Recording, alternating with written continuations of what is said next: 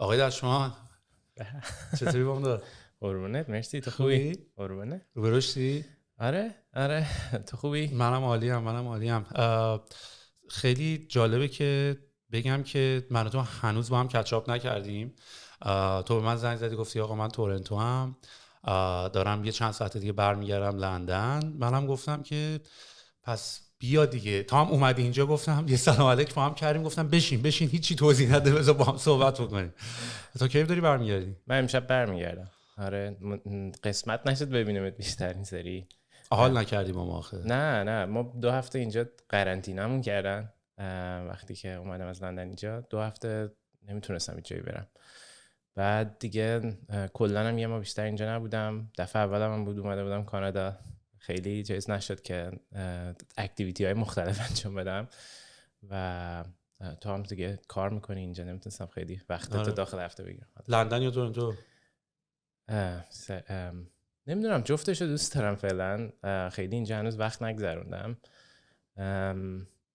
تورنتو حال هوای ایران بیشتر داره، فکر میکنم خیلی ایران وسترنایز تر شده، غربی تر شده تا به سمت آمریکا و از آمریکا و کانادا بیشتر تأثیر گرفته تا اینکه اروپا. برای همین خیلی اینجا که میام تو خیابونا و اینا یاد تهران و اینا میافتم و ولی خیلی اون چیز جالبیه، خیلی خوبی یاد لینه. ولی سین استارتاپی فکر کنم البته شما هم سین کمی ندارین، ولی فکر کنم سین استارتاپی اینجا حالا به خاطر نزدیک بودن به امریکا و حالا کلا ایرانیایی که استارتاپ دارن اینور فکر میکنم بیشتر باشه. حالا شما هم البته اونور واسه خودتون سر صداتون کم نیست.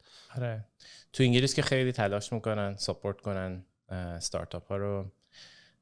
یه سری فکر میکنم سکتورها و یه سری قسمت های خاصیه که توی انگلیس بیشتر روش سرمایه گذاری میشه. مثلا به خاطر اینکه توی انگلیس میگفتن حالا قبل برگزیت قلب تپنده چیز اقتصاد اروپا بود دیگه انگلستان و لندن خب فوکس سرمایه گذاری روی استارتاپ های فایننس و فینتک خیلی زیاد بود.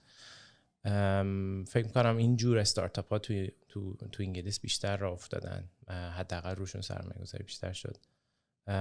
اینجا خب فکر میکنم خورده دایورس تره. آره اینجا خیلی خیلی دایورسه و خیلی هم حالا شاید کانسیومری، ولی همه چی داریم دیگه، همه جای دنیا همه چی داریم. من آخرین باری که تو رو دیدم فکر میکنم 3 سال پیش. آره فکر کنم 3 سال 4 سال پیش.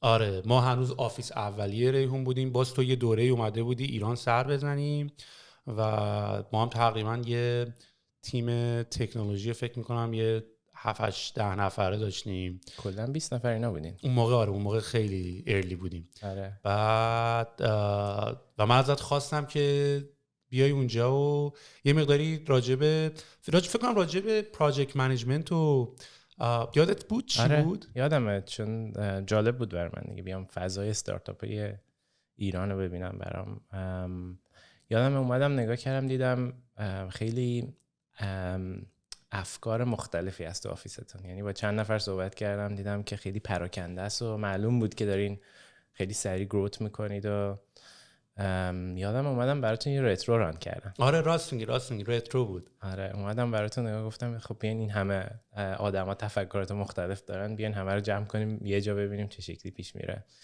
که خیلی جالب بود که قشنگ معلوم بود که ارگانیزیشنتون تازه ستاپ شده، داره گرو میکنه، خیلی حرفایی نزده هست و تو هم خیلی بیزی بودی آدم اونجا. یعنی اون مدتی که من اونجا بودم داشتی همه چی رو هندل میکردی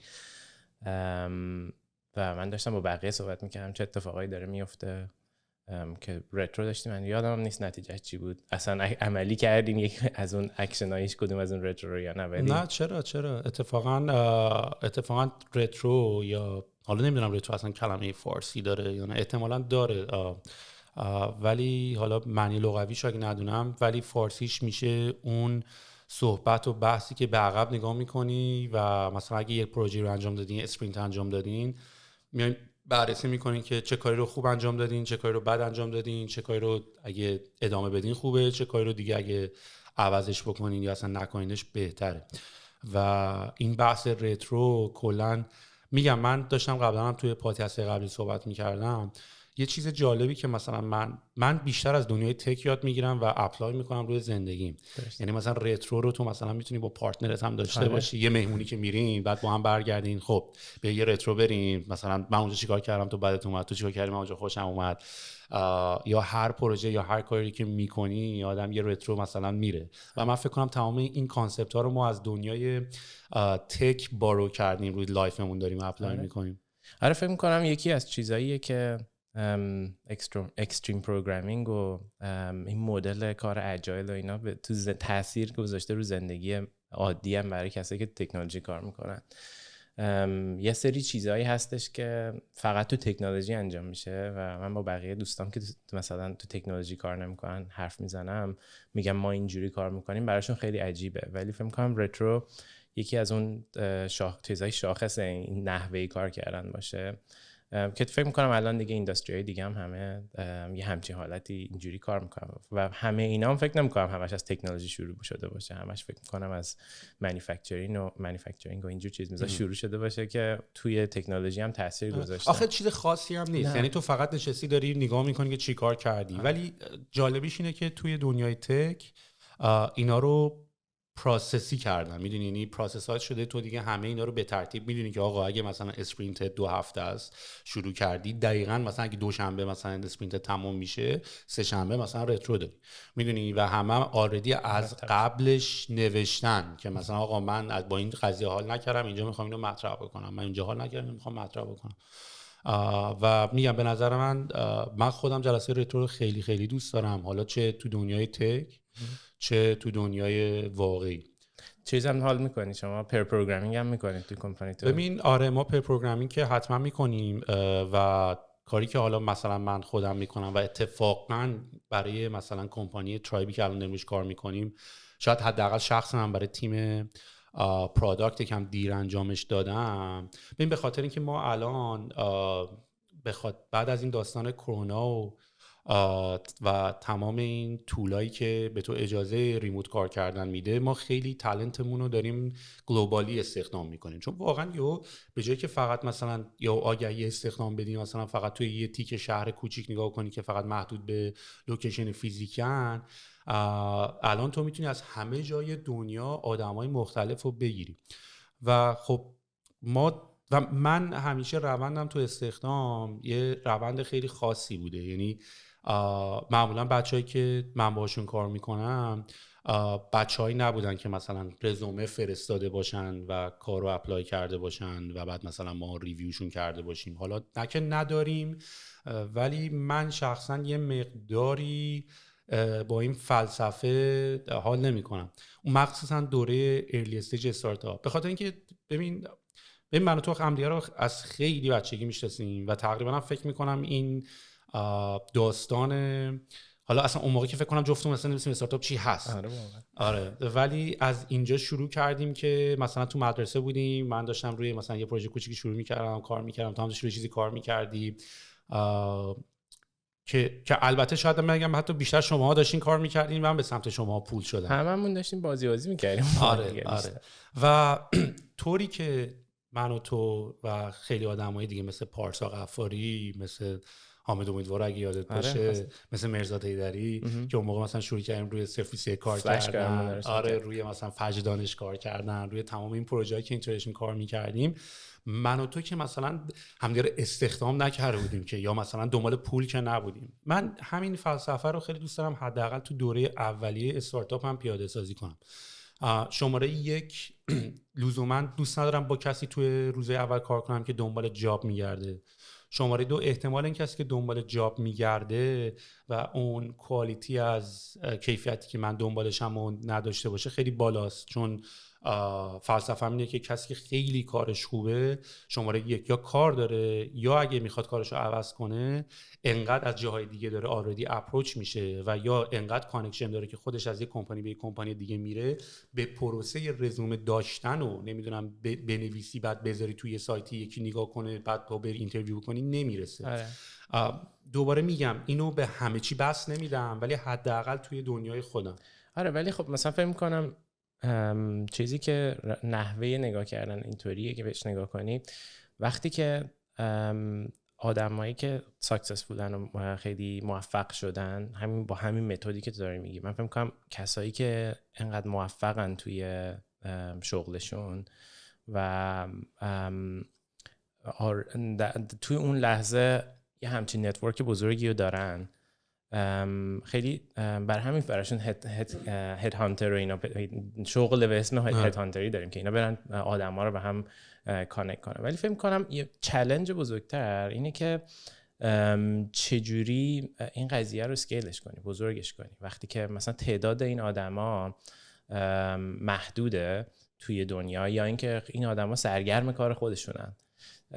فکر می‌کنم اون قضیه استخدام کردن و پروسه ریکروتمنتی که داشتی میگی که مردم جاب اپلای کنن، مثلا فرض کن الان شما ترایب مثلا تعدادتون رو بخواین یهو 10 برابر بزرگتر کنین، دیگه نمیتونی با این پروسه‌ای که الان داری توضیح میدی بری راحت. و اشاره هم کردم گفتم روزای اولیه و اون آدمای اولیه که من باشون کار میکنم، من چه سر پروژه‌ای که تو ایران داشتم ریحون و چه سر اینجا، مثلا من دیزاینرامو از دریبل یا بیهانس خودم دونه دونه سرچ میکنم، کاراشون نگاه میکنم، بعد معمولا همشون شغل دارن و بعد واقعا یه پروسه مثلا شاید 1-2 ماه هست که دارم با اینا صحبت میکنم، مخشون میزنن. تقریبا الان تمام دیزاینرای ما دیزاینرایی که اتفاقا تو کریتیو ایجنسی های بزرگ دنیا کار میکردن، توی دریبل پورتفولیو داشتن، من از اونجا پیداشون کردم و مخشون رو زدم و خیلی اکسایتد ترشون کردم که چرا توی یه ایجنسی داری کار میکنی، رو پروژه مردم داری کار میکنی، بیا اینجا.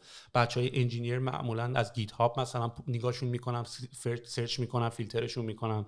ما تو ایران برای پیدا کردن دیولپرامون تو ایران به استک اوورفلو پول دادیم به $، که مثلا بتونیم اونجا جاب پاستینگ بذاریم، چون استک اوورفلو اگه یادم بیاد اون موقع ایران جزو 5 کشور اول ویزیتشون بود. مسلما خب رابطه مالی نمیتونیم الان که اصلا نمیتونیم داشته باشیم، حالا اون موقع هم اگه یکم سخت‌تر بود به خاطر نبود کردیت کارت و اینا، ولی ایران جزو یکی از بزرگترین ریسورس ها برای پیدا کردن تالنت ایرانی تو استک اوورفلو بود. فکر می‌کنم به خاطر این بوده که خیلی ایران فارغ التحصیل سافت انجینیرینگ داشت. فکر می‌کنم جزو کشورهایی بودش که یا هنوزم هستش که تحصیل کرده مهندسی نرم افزار زیاد، علوم کامپیوتر خیلی زیاد داشت و خیلی هم جالب بود. فکر می‌کنم تو یکی از ریپورت‌ها داشتم می‌خوندم، شاید مال خود ریپورت سالیانه استک اوورفلو بود، که میگفتش که بیش از 50% این تحصیل کرده هم زنن. یعنی برخلاف اینداستری که توی خارج از ایران که خیلی تکنولوژی یه جامعه خیلی بیش از اندازه مرد داره توش، و توی ایران فکر می‌کنم بیشتر تحصیل کرده ها نرم افزار یا علوم کامپیوتر دختران، به خاطر اینکه دخترها بیشتر تحصیلاتشون تموم میکنن تو ایران یا بیشتر دانشگاه میرن و خیلی برای جامعه جهانی یه ریسورس پول خیلی مهمیه که الان دسترسی بهش وجود نداره. مثلا اگه میتونستن، تحریما وجود نداشت، مردم میتونستن یا مثلا پاسپورت ایران خیلی راحت‌تر میتونستن باهاش مسافرت کنن، مطمئنا کشورهای دیگه خیلی راحت‌تر میتونستن از این میزان تحصیل کرده نرم افزار استفاده کنن. و فکر می‌کنم یه دلیل دیگه هم اینطوریه که خب ما ایرانی‌ها حالا به خاطر نبود ریسورس‌های حالا مثلا ورد کلاس تور بگم، مثلا MIT که نداریم اینجا، مثلا خیلی سلف تات ترن، خودشون خیلی بیشتر باید مثلا اپروچ بکنن و ریسورس ها رو پیدا بکنن. ولی توی استخدام من اپروچم برای حداقل آدمای اولیه یه همچین حالتی بوده و تا الان هم راستشو بخوای اون چسبندگی آدمایی که اینطوری اومدن خیلی بیشتر بوده تا مثلا آدمایی که مثلا HR پیدا کرده. و خب یه مقداری هم میگم دیگه اون پشنه شاید تو کسایی که مثلا اونطوری استخدام شدن خیلی کمتره، چون هدف اصلی پول بوده، میدونیم. و یه مشکل هم که ما تو ایران داریم، بحث حقوق و پول واقعا تا یقه نگه داشته ملتو. یعنی مثلا تو از یه حدی به بعد که دیگه، یعنی مثلا انقدر مثلا درگیر پول هستی که داره میشه دلیل اول کار کردنت و من اینو دوست ندارم. یعنی مثلا برای من دلیل اول کار کردنم کار کردن روی علاقه و پشنمه. پول چیزیه که داره ساپورت میکنه منو برای اینکه وقت بیشتری رو علاقم بذارم، انرژی بیشتری رو علاقم بذارم، بتونم به اصطلاح واقعا اینوست بیشتری روی علاقم بکنم، میدونی؟ آره و جالبی فکر می‌کنم این جامعه‌های تکنولوژی خارج از ایران با ایران فکر می‌کنم یکی از تفاوت‌هاشون اینه که تو میتونی خیلی یه محیط کاری رو پیدا کنی که به علاقه‌هات نزدیکه و میتونی خیلی هم خوب درآمد داشته باشی. یعنی این دوتا نزدیک‌تر میکنه. ممکن بود مثلا تو ایران فرض کن که میخوای بری برای یه استارتاپی کار کنی که ایده خیلی جالبی داره، ولی چون استارتاپ کوچیکیه و تعداد آدم و سرمایه‌گذار اونقدر سخت‌تر براش گیر میاد و اینا، فکر میکنم نمیتونی اون چه میدونم حقوقی رو که همون کار رو برای یه شرکت دیگه مثلا تو خارج از ایران بکنی بگیری، یا کیفیت زندگی تو هم به همون چیز نگه داری. یعنی این موقعیتی که جامعه برای کسایی که این کارو میکنن پیدا کرده خیلی چیز مهمیه برای مثلا فرض کن که ماها که از ایران خارج شدیم، خیلی جالب بود برای من که چقدر اپورتونیتی وجود داره، چقدر موقعیت وجود داره که بتونی کارهای مختلفی که دوست داری انجام. البته اینم بام داد بیا واقعا برگردیم به بچگی و ما هم خیلی شانس آوردیم یعنی ببین ماها که مثلا با عقل و شورمون انتخاب نکردیم که دنیای تک در آینده خیلی بزرگ میشه و دنیا از آن تکه و بیا بریم توش. یعنی ما هممون یه اتفاقی که افتاد که خیلی خیلی جذابه اینه که مثلا ما همه با وب دیزاین و گرافیک دیزاین و مثلا آره با اینجور چیزا شروع کردیم و بعد یواش یواش مثلا براوزرها خیلی قوی تر شدن. بعد ما که هیچ وقت خودمون رو مثلا به جنبه این مثلا سافت‌ور مثلا اون آنتی ویروسی که اینستال می‌کردی نمی‌دیدیم که، ولی یواش یواش همه چی اومد رو وب، بعد دیستریبیوشن از طرف وب اتفاق افتاد و یه جورایی خیلی شانس آوردیم که این اینداستری اصلا شد دفکتو اینداستری دنیا. میدونی سافت‌ور is eating the world. ما خیلی من حداقل شخصا من خودم تو دنیای سافت‌ور نمیدیدم تا یواش یواش این اتفاقو دیدی که تو هم داری در حقیقت یه نرم افزاری می‌نویسی که قبلا رو سی دی می‌زدن، رو سی دی باید رایت میشد، بعداً باید میرفت تو مغازه، تو باید میرفت تو مغازه می‌خری. این اتفاقی بود که برای ما افتاد و خیلی خیلی شانس آوردیم. من فکر کنم ما حس کردیم تاثیرگذاری تکنولوژی رو زندگی مردم. همون اوایلش ما فهمیدیم که چه می‌دونم، حالا شاید ممکنه اون موقع بر اساس این بود که این کار مثلا بر اساس بچه باحال بازیه، آقا مثلا ما میتونیم 4 نفر دور هم جمع کنیم یا 4 تا موزیک پخش کنیم یا هر چیزی. اون موقع ما دقیقاً حس کردیم که برای کسایی که اصلا فرض کن که میری دانشگاه درس بخونی، همچین چیزی رو تا وقتی واقعا سالها وقت نذاری توی یک کمپانی که اگه بخوای فقط زندگی اینداستری اونطوری نگاه کنی یا کریر فوکس باشن اونطوری نگاه کنی، این ما همون اول قضیه اینو حس کردیم و دیدیم چقدر جذابه و چقدر باحاله و چقدر ریواردینگه. برای منم اون موقع خیلی دوران باحالی بود. واقعا بهترین سولوشن‌ها رو میتونی باش ارائه بدی. من نمیدونم تو اون موقع نبودی، ما با پارسا بودیم فکر میکنم، ما از مدرسه سوالای کامپیوتر رو معلم خریده بودیم. بعد خب من رفته بودم با منم مثلا یکم کامپیوتر اینا خوب بود و اینا، با معلم کامپیوتر خیلی تیوی برداشته بودم و این دبیرستانه؟ آره راهنمایی فکر کنم بلک میلش می‌کرد معلم رو. من سوالا رو ازش خریده بودم، بعد رفتم بهش گفتم ببین تو یا دو حالت آپشن نداری، یا میخوای سوالا رو بری دونه دونه به بچه‌ها بفرستی که انش در میاد و نمیدونم مشخص میشه کی داره چیکار میکنه، یا بیا مثلا من ازت همه سوالا رو 500,000 تومان میخرم دیگه کاریت نباشه من چیکار میکنم. بعد ما یه سایتی درست کرده بودیم که به جایی که من دونه دونه زنگ بزنم به بچه‌ها بگم سوال دست منه مثلا نفری مثلا 20,000 تومان بدین، ما اومدیم یه سایت درست کردیم، تمام سوالا رو گذاشتیم اون تو، بعد یوزرنیم پسورد درست کردیم که فقط تو یه بار لاگین می‌کردی دیگه اکسپایر می‌شد که نتونی بدی به بقیه هم نگاه بکنم. یعنی همون رو باید دانلود می‌کردی، همون رو باید می‌خوندی و گذاشته بودیم هم مثلا اگه فردا ساعت 8 صبح امتحانه ما ساعت 12 شب سایت رو باز می‌کردیم. آره یه ساعت فقط وقت داشتی که مثلا یه لاگین بکنی بری اونجا. که من یادم یه روز به احمدی زنگ زد گفت آقا من براوزر رو باز گذاشته بودم، آره نمیدونم خواهرم اومد بست، میشه دوباره مثلا که من دوباره اینکه آقا 20 تومن دیگه باید ولی منظورم اینه که ما تو از همون سن داشتیم فکر میکردیم که خیلی منطقی تره به جای اینکه همه زنگ بزنن به من 1000 بار براشون سوالا رو بخونم من اینو بذارم روی اینترنت. خب هر کی خواست با یوزرنیم پسورد بره نگاه بکنه دیگه، به جایی که من هی زنگ بزنم آقا سوال 1 آقا سوال 2 آقا تو رو خدا به کسی ندیا. میدونی یعنی منطقش از اول هم اونجا بود و برمیگردم به همون حرفی که دیدیم تأثیرش خیلی افیشنت تر و خیلی با اسکیل بزرگتریه و یواش یواش همینجوری پروژه ها بزرگ شد. میدونی یعنی از این پروژه‌ای که سوالای رو بذاری روی اینترنت بفروشی رسید به اینکه موزیک چجوری پابلیش بکنیم، رسید به اینکه مثلا چجوری یه فروم برای بچه‌ها تو مدرسه درست کنیم، چطور خرید و فروش تو مثلا بذاریم روی سایت.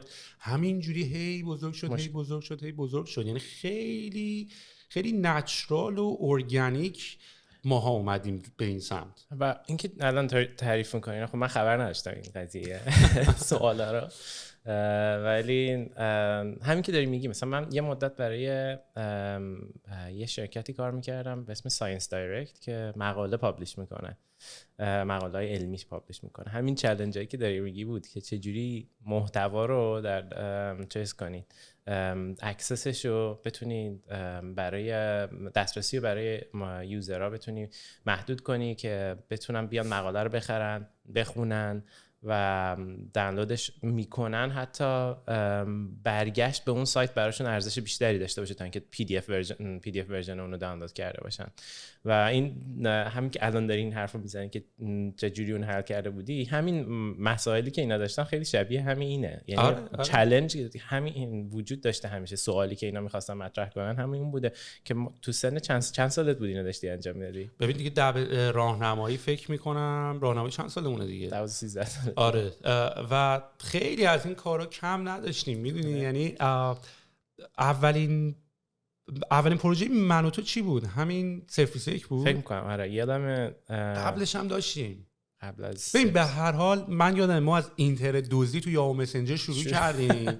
میدونی من یادم اون موقع یاهو مسنجر اون موقع یادمه که مثلا یکم این چیزایی مثل نپستر و اینا معروف شده. اون موقع کذا بود، آره یادمه مورفیس بود، نمیدونم کذا بود، لاین وایر بود. بعد ما یادمه که اون موقع که دوره یاهو مسنجر یاد باشه آفلاین مسیجز داشتیم، یعنی لاگین که می‌کردی یه سری مسیج آفلاین برات اومده بود. بعد یه سنتوال هم داشتی یادت شیفت رو می‌گرفتی و همه مثلا اسپم می‌کردیم. آره بعد یه چیزی هم بود، یه برنامه هک هم بود 7 ساب 7. آره ولی اون نه، من با ساب 7 خیلی فازشو نداشتم، اون اصلا خیلی قرتی بازی بود. نه اصلا من آشناییم با کامپیوتر سر همین چیزا شروع شد که فکر کنم پارسا و حامد داشتن روی این قضیه کار می‌کردن، من خیلی برام جالب بود. بعد دیگه افتادیم تو کامپیوتر سر این قضیه. آخه ببین ما از بچگی کرم داشتیم. یعنی ما ریگاردلس آف این که حالا کامپیوتر با کامپیوتر ساب 7 چیکار میتونی بکنی، تو مدرسه به صورت سنتی هم ما داشتیم کرم می‌ریختیم. یعنی دنبال یه بهانه‌ای بودیم که فقط بزنیم به شوخی و خنده و کرم بریزیم. بعد که همه دیدیم روی اینترنت ها، خب حالا رو اسکیل میتونی کرم بریزی، میدونی رو تعداد بیشتری میتونی کرم بریزی. بعد یه چند تا کاری که کردیم، تو یکیش تو رو یادمه، اونم الان میگم. یکیش این بود که ما باید یه فایلی میفرستیم برای ملت دانلود کنن تا یوزرنیم پسورد اینترنتشون رو برای ما بیاد.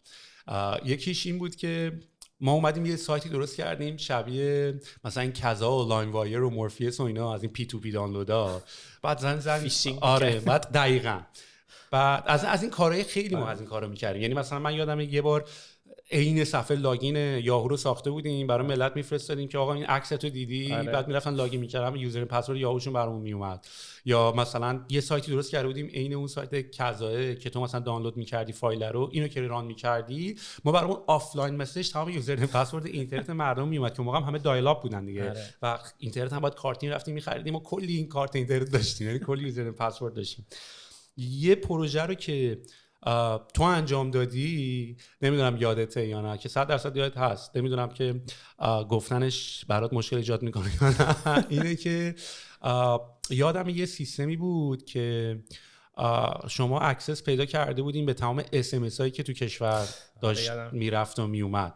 که من یادم خیلی فاز شما، مثلا من فکر کنم شما خیلی وازنیکه بودین که مثلا همیشه اون تکنولوژی رو پیدا می‌کردین، بعد من از توش کمریختنا رو پیدا می‌کردم. میدونی مثلا من یادمه که اینطوری بود سیستمش دیگه. ما یه کد احراز هویت تو اون اس ام اس ها میرفت و چون ما همه اس ام اس ها رو میتونستیم بخونیم، کد احراز هویت رو داشتیم، میزدیم اکسس پیدا میکنیم به همه اس ام اس ها. اصلا یه چیز عجیبی بود اون اتفاق که افتاد. نمیدونم یادت چجوری کار می‌کردی یا نه، ولی آره لاگین که می‌کردی دسترسی داشتی به تمام اس ام اس های دنیا و ما اینجوری پیدا کرده بودیم که مثلا وقتی که میتونستی مثلا با گوشی خودت لاگین می‌کردی، بعد برات یه تکست اس ام اس میومد. بعد اس ام اس که میومد میتونستی بری تو سایت و از تو سایت میتونستی مسیج بزنی برای اونایی که ندیدن این سایت. بعد برای ما خیلی جالب بود که تو ایران یکی همچین چیزی استفاده کرده. راست میگی، با سایت میتونستی تکست مسیج بزنی. بعد ما نگاه که میکردیم مثلا هدرایی که این میفرسته و مثلا لینکایی که داره استفاده میکنه، فهمیدیم ته اون چیزه مثلا مسیج آیدی ما اگه 1000 بود، مسیج آیدی بعدی میشد 1008، بعد میشد مثلا 1016. ما عدد رو اون تهش عوض می‌کردیم، میتونستیم تکست بعدی که بعد از ما رفته رو هی نگاه می‌کردیم. بعد ما کاری که کرده بودیم هی دونه دونه اینا رو ریفرش می‌کردیم، بعد همه رو دانلود می‌کردیم، میتونستیم تمام تکستایی که تو مثلا تهران اون موقع یا مثلا تو کل ایران اون موقع میرفتشون همه رو دانلود کنیم. بعد خیلی امنیت ترکیده بود. فکر کنم بعد خیلی تو روزنامه اومد، اصلا تو روزنامه نوشته بودن که هک بزرگ مخابرات یا همچین چیزایی. من سر یاهو مسنجر و کارت، من که تو بچگی اصلا پول کارت اینترنت و اینا ندادم به خاطر اینکه همش اینترنت رو دزدیدیم. سر این خیلی پول درآوردم که دخترها به من خیلی پول میدادن که اکسس بدم به گوشی دوست پسراش که من چجوری براشون بخونم.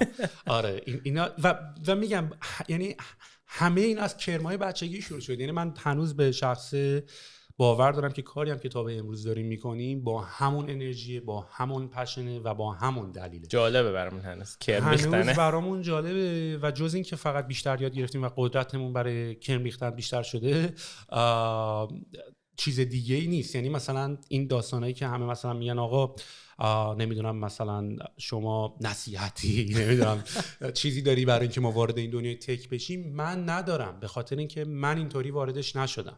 چجوری اینترویو میکنی؟ چجوری اینو پیدا میکنی تو بقیه آدما؟ خیلی سوال، چون خیلی جالب. مثلا میخوام تو میگی که مثلا یه 10 نفر آدم هستن، میخوای از توشون یه دیزاینر پیدا کنی، از توشون یه برنامه‌نویس، که چجوری میفهمی که یه آدمی هست که این کرمه رو داره یا این پشنه رو داره؟ آره ببین اتفاقا خیلی جالبه، چون این بحث اینترویو الان خیلی جالب شد، چون تو کمپانی هم حتی بچه‌ها دیگه مثلا اینطوری بودن که یعنی تو بخش‌های مختلف هم اینجوری که آقا کاستمر ساکسس تو بیا اینترویو کن یا حداقل بیا تو اینترویو باش، چون متوجه نشدیم اون چه المنتیه که مثلا شاید من مثلا میتونم بهش برسم، گاتس فیلینگ یا یه چیزی. ولی خب من نمونه سوالام هم خیلی فرق میکنه. یعنی مثلا من سوالام تو اینترویو مثلا واقعا در این حده که آهنگ چی گوش میکنی، ورزش چی میکنی.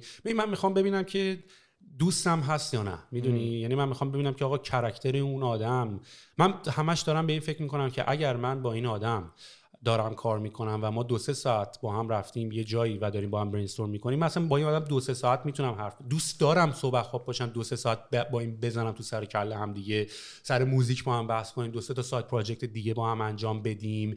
اصلا هدفی که دلیلی که کاری که داریم این کارو میکنیم، چون تو تا زمانی که اون پروژه رو مثل این پروژه ها اینقدر ما تمام اون سایت فیشینگی که مثلا یاهو رو برمی‌داریم خیلی کرافتش می‌کرد. می‌دونی در صورتی که من الان برنامه‌نویس میگیری یا مثلا یه دیزاینر میگیری، اینقدری که سایت‌های بچگی تو کرافت می‌کردی و پیکسل به پیکسلش رو درست می‌کردی، خب اینا همش از اون پشن و علاقه میاد. پس تو این آدمه اگه نباشه، ببین وقتی اینا در نظر گرفته نمیشه یه سری اتفاقاتی پشتش ناخودآگاه میفته.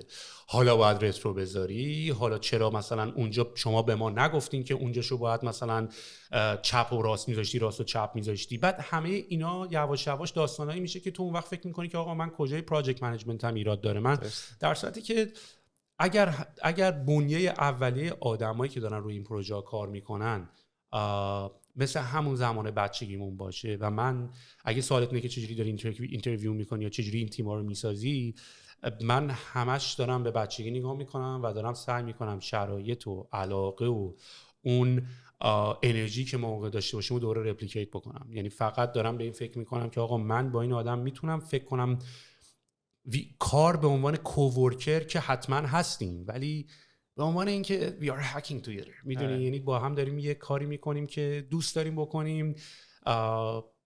مسلماً فقط گذشته زمان به پروفشنالیزممون فقط به کار اضافه کرده، ولی به پشنمون و اینا از جای دیگه داره میاد و تیپ سوالای اینترویوی من واقعا اینطوریه و ما به این نتیجه هم رسیدیم که آقا برای کالچر هایر کردن خیلی مهمتر از برای تکنیکالیه. آره یعنی مثلا ما خیلی آدمای فوق العاده قوی داریم. من عوض شدم و من قبلا انقدر پرفکشنیسم داشتم که اینجوری بودم که فقط آدمای فوق العاده تکنیکال بالا، ولی الان فقط یعنی الان اتفاقا کسایی که خیلی تکنیکالشون بالاست ولی اون کالچر رو ندارن و سخت‌تر اتفاقا. آره چون نمیتونی نظرشون رو عوض کنی، مخصوصا که فرض کن طرف 10 سال توی این اینداستری کار کرده باشه، خیلی در واقع اپینیتده، خیلی نمیتونی نظرش رو عوض کنی که آقا باید اینجوری کار کنی با تیم و باید هدفت به جای اینکه هدفت پیشرفت شخصی خودت باشه، هی تکنولوژی جدید یاد بگیری، پیشرفت تیمه، چجوری به بقیه کمک کنی که اینا خودت. این چیز سختیه که پیدا کنی برای آدمایی که فقط فوکسشون رو تکنولوژیه. تیم ورک خیلی چیز پیچیده‌ایه و اینم شاید ببین تو رابطه اینا رو هم میتونی پیدا کنی. این کسی که آلردی روی دریبله و برای دریبلش وقت گذاشته، کسی که آلردی روی استک اورفلو، احتمالش به این که این همون تیپ آدمه هم بیشتره. میدونی یعنی منظورم اینه که صرفاً پورتفولیو یا رزومه کاری درست نکردن. اینا آدمایین که آلردی دنبال کار بودن یا دنبال کار نبودن، به این تیپ از طولا و وسایلا داشتن علاقه نشون میدادن و اینا رو داشتن انجام میدادن. و تمام فلسفه من فلسفه کاریم فلسفه تیم سپورت، یعنی انگار تیم بسکتبال داری درست میکنی، انگار تیم فوتبال داری درست میکنی و انگار تیم کاری داری درست میکنی. چون تو وقتی با بچهای اپریشنی صحبت میکنی این بحثا خیلی زیاده که آقا شاید تو مدیریتت اونجا اشتباه کردی یا شاید چون تو اینو ننوشتی اون اشتباه کرده و همه اینا قبوله، همه این کارا رو داریم میکنیم، ولی همه اینا دلیل اینکه نصف از این پروسسات همون اول فیل شدن خودشون نشون میده و تو به خودت میگیری که من کجا تو مدیریت اشتباه کردم، از اونجایی میاد که آدمایی که داریم با هم کار میکنی به مدیریت احتیاج دارن. میدونی و وقتی تو یه آدمایی رو میگیری که به مدیریت احتیاج دارن، برای خود یه شغل جدید ساختی به اسم مدیریت دیگه، کاری که قبلا خوب توش بودی رو انجام نمیدی و فقط داری با یه سری آدم سر کله میزنی که حتی بدشون میاد بخاطر اینکه داری مدیریتشون میکنی. خیلی چیز سختی هم هستش این قضیه که میگی. ما توی کمپانی که الان هستم پارسال نزدیک 1000 نفر هایر کردیم و شاید بیشترشون هم تکنولوژی بودن، حالا بگیم نصفشون هم تکنولوژی بودن و حالا یه بخشیشون من با اینا کار میکنم، یعنی جزو تیمیه که من باشون توی اون همون تیمم و خیلی سخته که وقتی میبینی توی این سکیل بخوای همین استانداردهایی که داری تعریف میکنی و با همه رفیق بشی، حتی یعنی با همه یه چایی هم بخوای بخوری کلی وقتتو میگیره، چه برسه که بخوای با همه‌شون رفیق بشی بدونی پشن طرف چیه. این مسئله که میگی برای مدیریت به وجود میاد الان تو استراکچر شرکت ما وجود داره و واقعا ما احتیاج به مدیر داریم. این مفهوم اتفاقایی که داریم میگی که باید به یکی حتما موتیویشن، یعنی مدیر باید به کسی به کارمند این یه خورده موتیویتش کنه، بهش بگی که مثلا این جالبه براش، به جای اینکه خود طرف یا انجینیر یا پروداکت منیجر یا دیزاینر خودش براش جذاب باشه رو اون قضیه کار کنه. و این یه قسمتی از یعنی الان من تو این قسمتی از کریرم هستم که برام خیلی این جالبه که میخوام بدونم چی کار میتونی بکنی که این پشنی که داری راجعش صحبت میکنی بتونی اسکیلش کنی. فرض کن کمپانیت بشه 10,000 نفر و تو حالا اگه کمپانی خودت تو سی لولی، چه جوری اینو مانیتور میکنی تو شرکتت که بقیه؟ حالا من چیزایی که تو الان داریم میکنیم و میتونم راجعش صحبت بکنم و خب مسلما اسکیل کردنش که سوال بزرگیه اصلا، یعنی بزرگترین سوال یه جوری همینه. ولی کاری که من حداقل دارم سعی میکنم، اولا اینکه به نظر من بچه‌هایی که تو استخدام میکنی و با هم تیمی میشین، من حداقل تو تیم خودم اینطوری هم که فکر نکنین هایرینگ کار یه سوم شخصه که براتون باید هایر کنه شما بیاین نگاه کنین، همتون باید هایر کنین، نه همتون باید برین اینترنت بچرخ. میدونی برای مثلا یک دلیلی که شاید مثلا ما استارتاپ‌ها رو خیلی زودتر مثلا اسکیل می‌کنیم به خاطر اینکه بچهای ما مثلا بچهای تکنیکال همون کاستمر ساپورتان که باید مثلا ما تو ریحونمون تمام بچه‌ها چت مسیج‌ها رو باید جواب میدادن، به دیر شدن غذاها باید جواب میدادن، اصلا باید احساس بکنن که چه اتفاقی داره میفته تو پروداکت، بفهمن کاستمر چی میخواد و اصلا فهمش به کنار، اینجوری که دعیوس نمیخوای بفهمی چه اتفاقی داره اونور میفته، یا میخوای واسه خود بشینی اینجا کد بزنی بعد بری خونت ساکت بعد ببین مگه اینقدر علاقه نداری؟ مگه دوست نداری ببینی پروداکتی که ساختی سفارش آنلاین غذا چجوری داره کار میکنه؟ دوست نداری ببینی مشتری چی میگه؟ دوست نداری ببینی غذاش رسید؟ اگه دوست نداری پس چه علاقه ای تو داری؟ یعنی من این کار رو از سر مدیریت هم که نمی‌کنم، من از سر علاقه هم که آقا یه تولی ساختیم همه با هم، بیا ببین یارو استفاده کرد حالشو بکن. هر ثبت سفارش و هر بار که یه اوردر کامپلیت میشه سروتونین داره تو مغز ترشح میکنه. چه جوری میخواین خودتون اینقدر از این قضیه الینیت بکنید؟ میدونی یادم اون موقع اصلا میمدن تو ریحون شما یه داشبوردی درست کردین ریل تایم نشون میداد. برای من که دفعه اول بود میمدم اینو میدیدم خیلی چیز جالبی بود. یعنی علاوه بر این که اپریشنتون رو اینجوری کردین که جالب باشه برای خوده، یعنی یه قسمتی از طراحی ارگانیزیشنتون اینطوری بوده که برای خود امپلویی هم جالب باشه، فقط یعنی برای مشتری شما این قضیه رو درست نکنید. و الان هم مثلا اینطوریه که توی تیمتون ما بچه‌ها، من اینجوریام که آقا همتیمی شما رو خودت من که نباید پیدا کنم. حالا درسته که اچ آر اینو انجام میده، ولی دیدی آخه یه سری با این کار من این داستانی که فردا بخوای قور بزنی بگی من با این آدم حال نمی‌کنم و نداریم، چون هم تیمیاتو خودت انتخاب باید بکنی، خودت هم باید پیدا بکنی. بعد تو دیزاینری، یعنی 2 تا رفیق دیگه مینیمم داری دیگه، 3 تا رفیق مینیمم داری دیگه. و واقعا هم اگه نگاه بکنیم تقریبا تمام کمپانیایی که ریفرال پروگرام از اینجا میاد دیگه، یعنی قراره که تو بری ریفر بکنی مثلا دوست تو رفیق تو، حالا $500 هم بگیری، یعنی اومدن اون اسکیلش با گیمیفای کردن و با اینسنتیوایز کردنشه. ولی ببین اینا اتفاقایی که تو دنیای واقعی داره میفته. میدونی چجوری هم تیمی پیدا کنی، دوستت میاد دوستتو میاره، دوستت میره اون یکی رو میاره است. و من دارم سعی میکنم همین اتفاقاتی که تو دنیای واقعی به صورت نچرال میفته رو بیشتر انجام بدم، تا اینکه کتاب بردارم ببینم تو کتاب چی نوشته، که اونم میخونم، ولی جالبیشه که باید بفهمی که توی اون کتابه اگه فقط همون رو بخونی و رباتی اجرا کنی نفهمی که فلسفه پشتش چی بوده، دوباره همون آش و همون کاسه هست.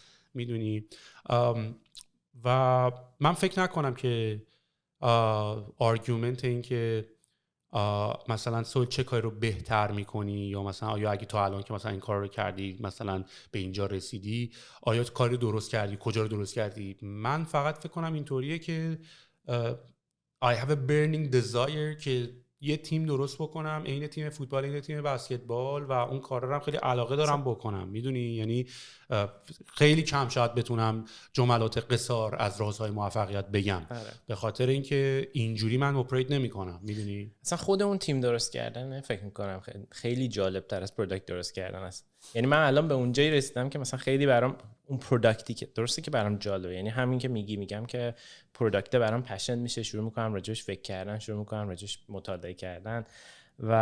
ولی اینکه چجوری یه تیم درست کنی که خودت نباشی هم بتونه کار بکنه، یا نصف تیم نباشه هم بتونه کار بکنه و به همین پرفورمنسی برسه که وقتی تو هم هستی انجام بده، که بتونی مثلا بری تیم بعدی رو درست کنی که این تیم رو خیالت راحت باشه که داره کار خودش انجام میده. این چیز این چالش جالبیه، خیلی جالب تر از اینه که چجوری یه دونه چه میدونم اپلیکیشن درست کنی یه چیزی بفروشه. آره اصلا همیشه حاشیه دورش باحال‌تره. و من بچه‌هام اینجوریان که میخواین بیاین تو باشین، دور حاشیه نباشین که اصلا حال نمیده. و منظورم از حاشیه منظورم از همین تو مارکتینگش بودنه، تو کاستمر ساپورت بودنشه، و اینکه فیدبک تو اینطوری رو داری میبینی.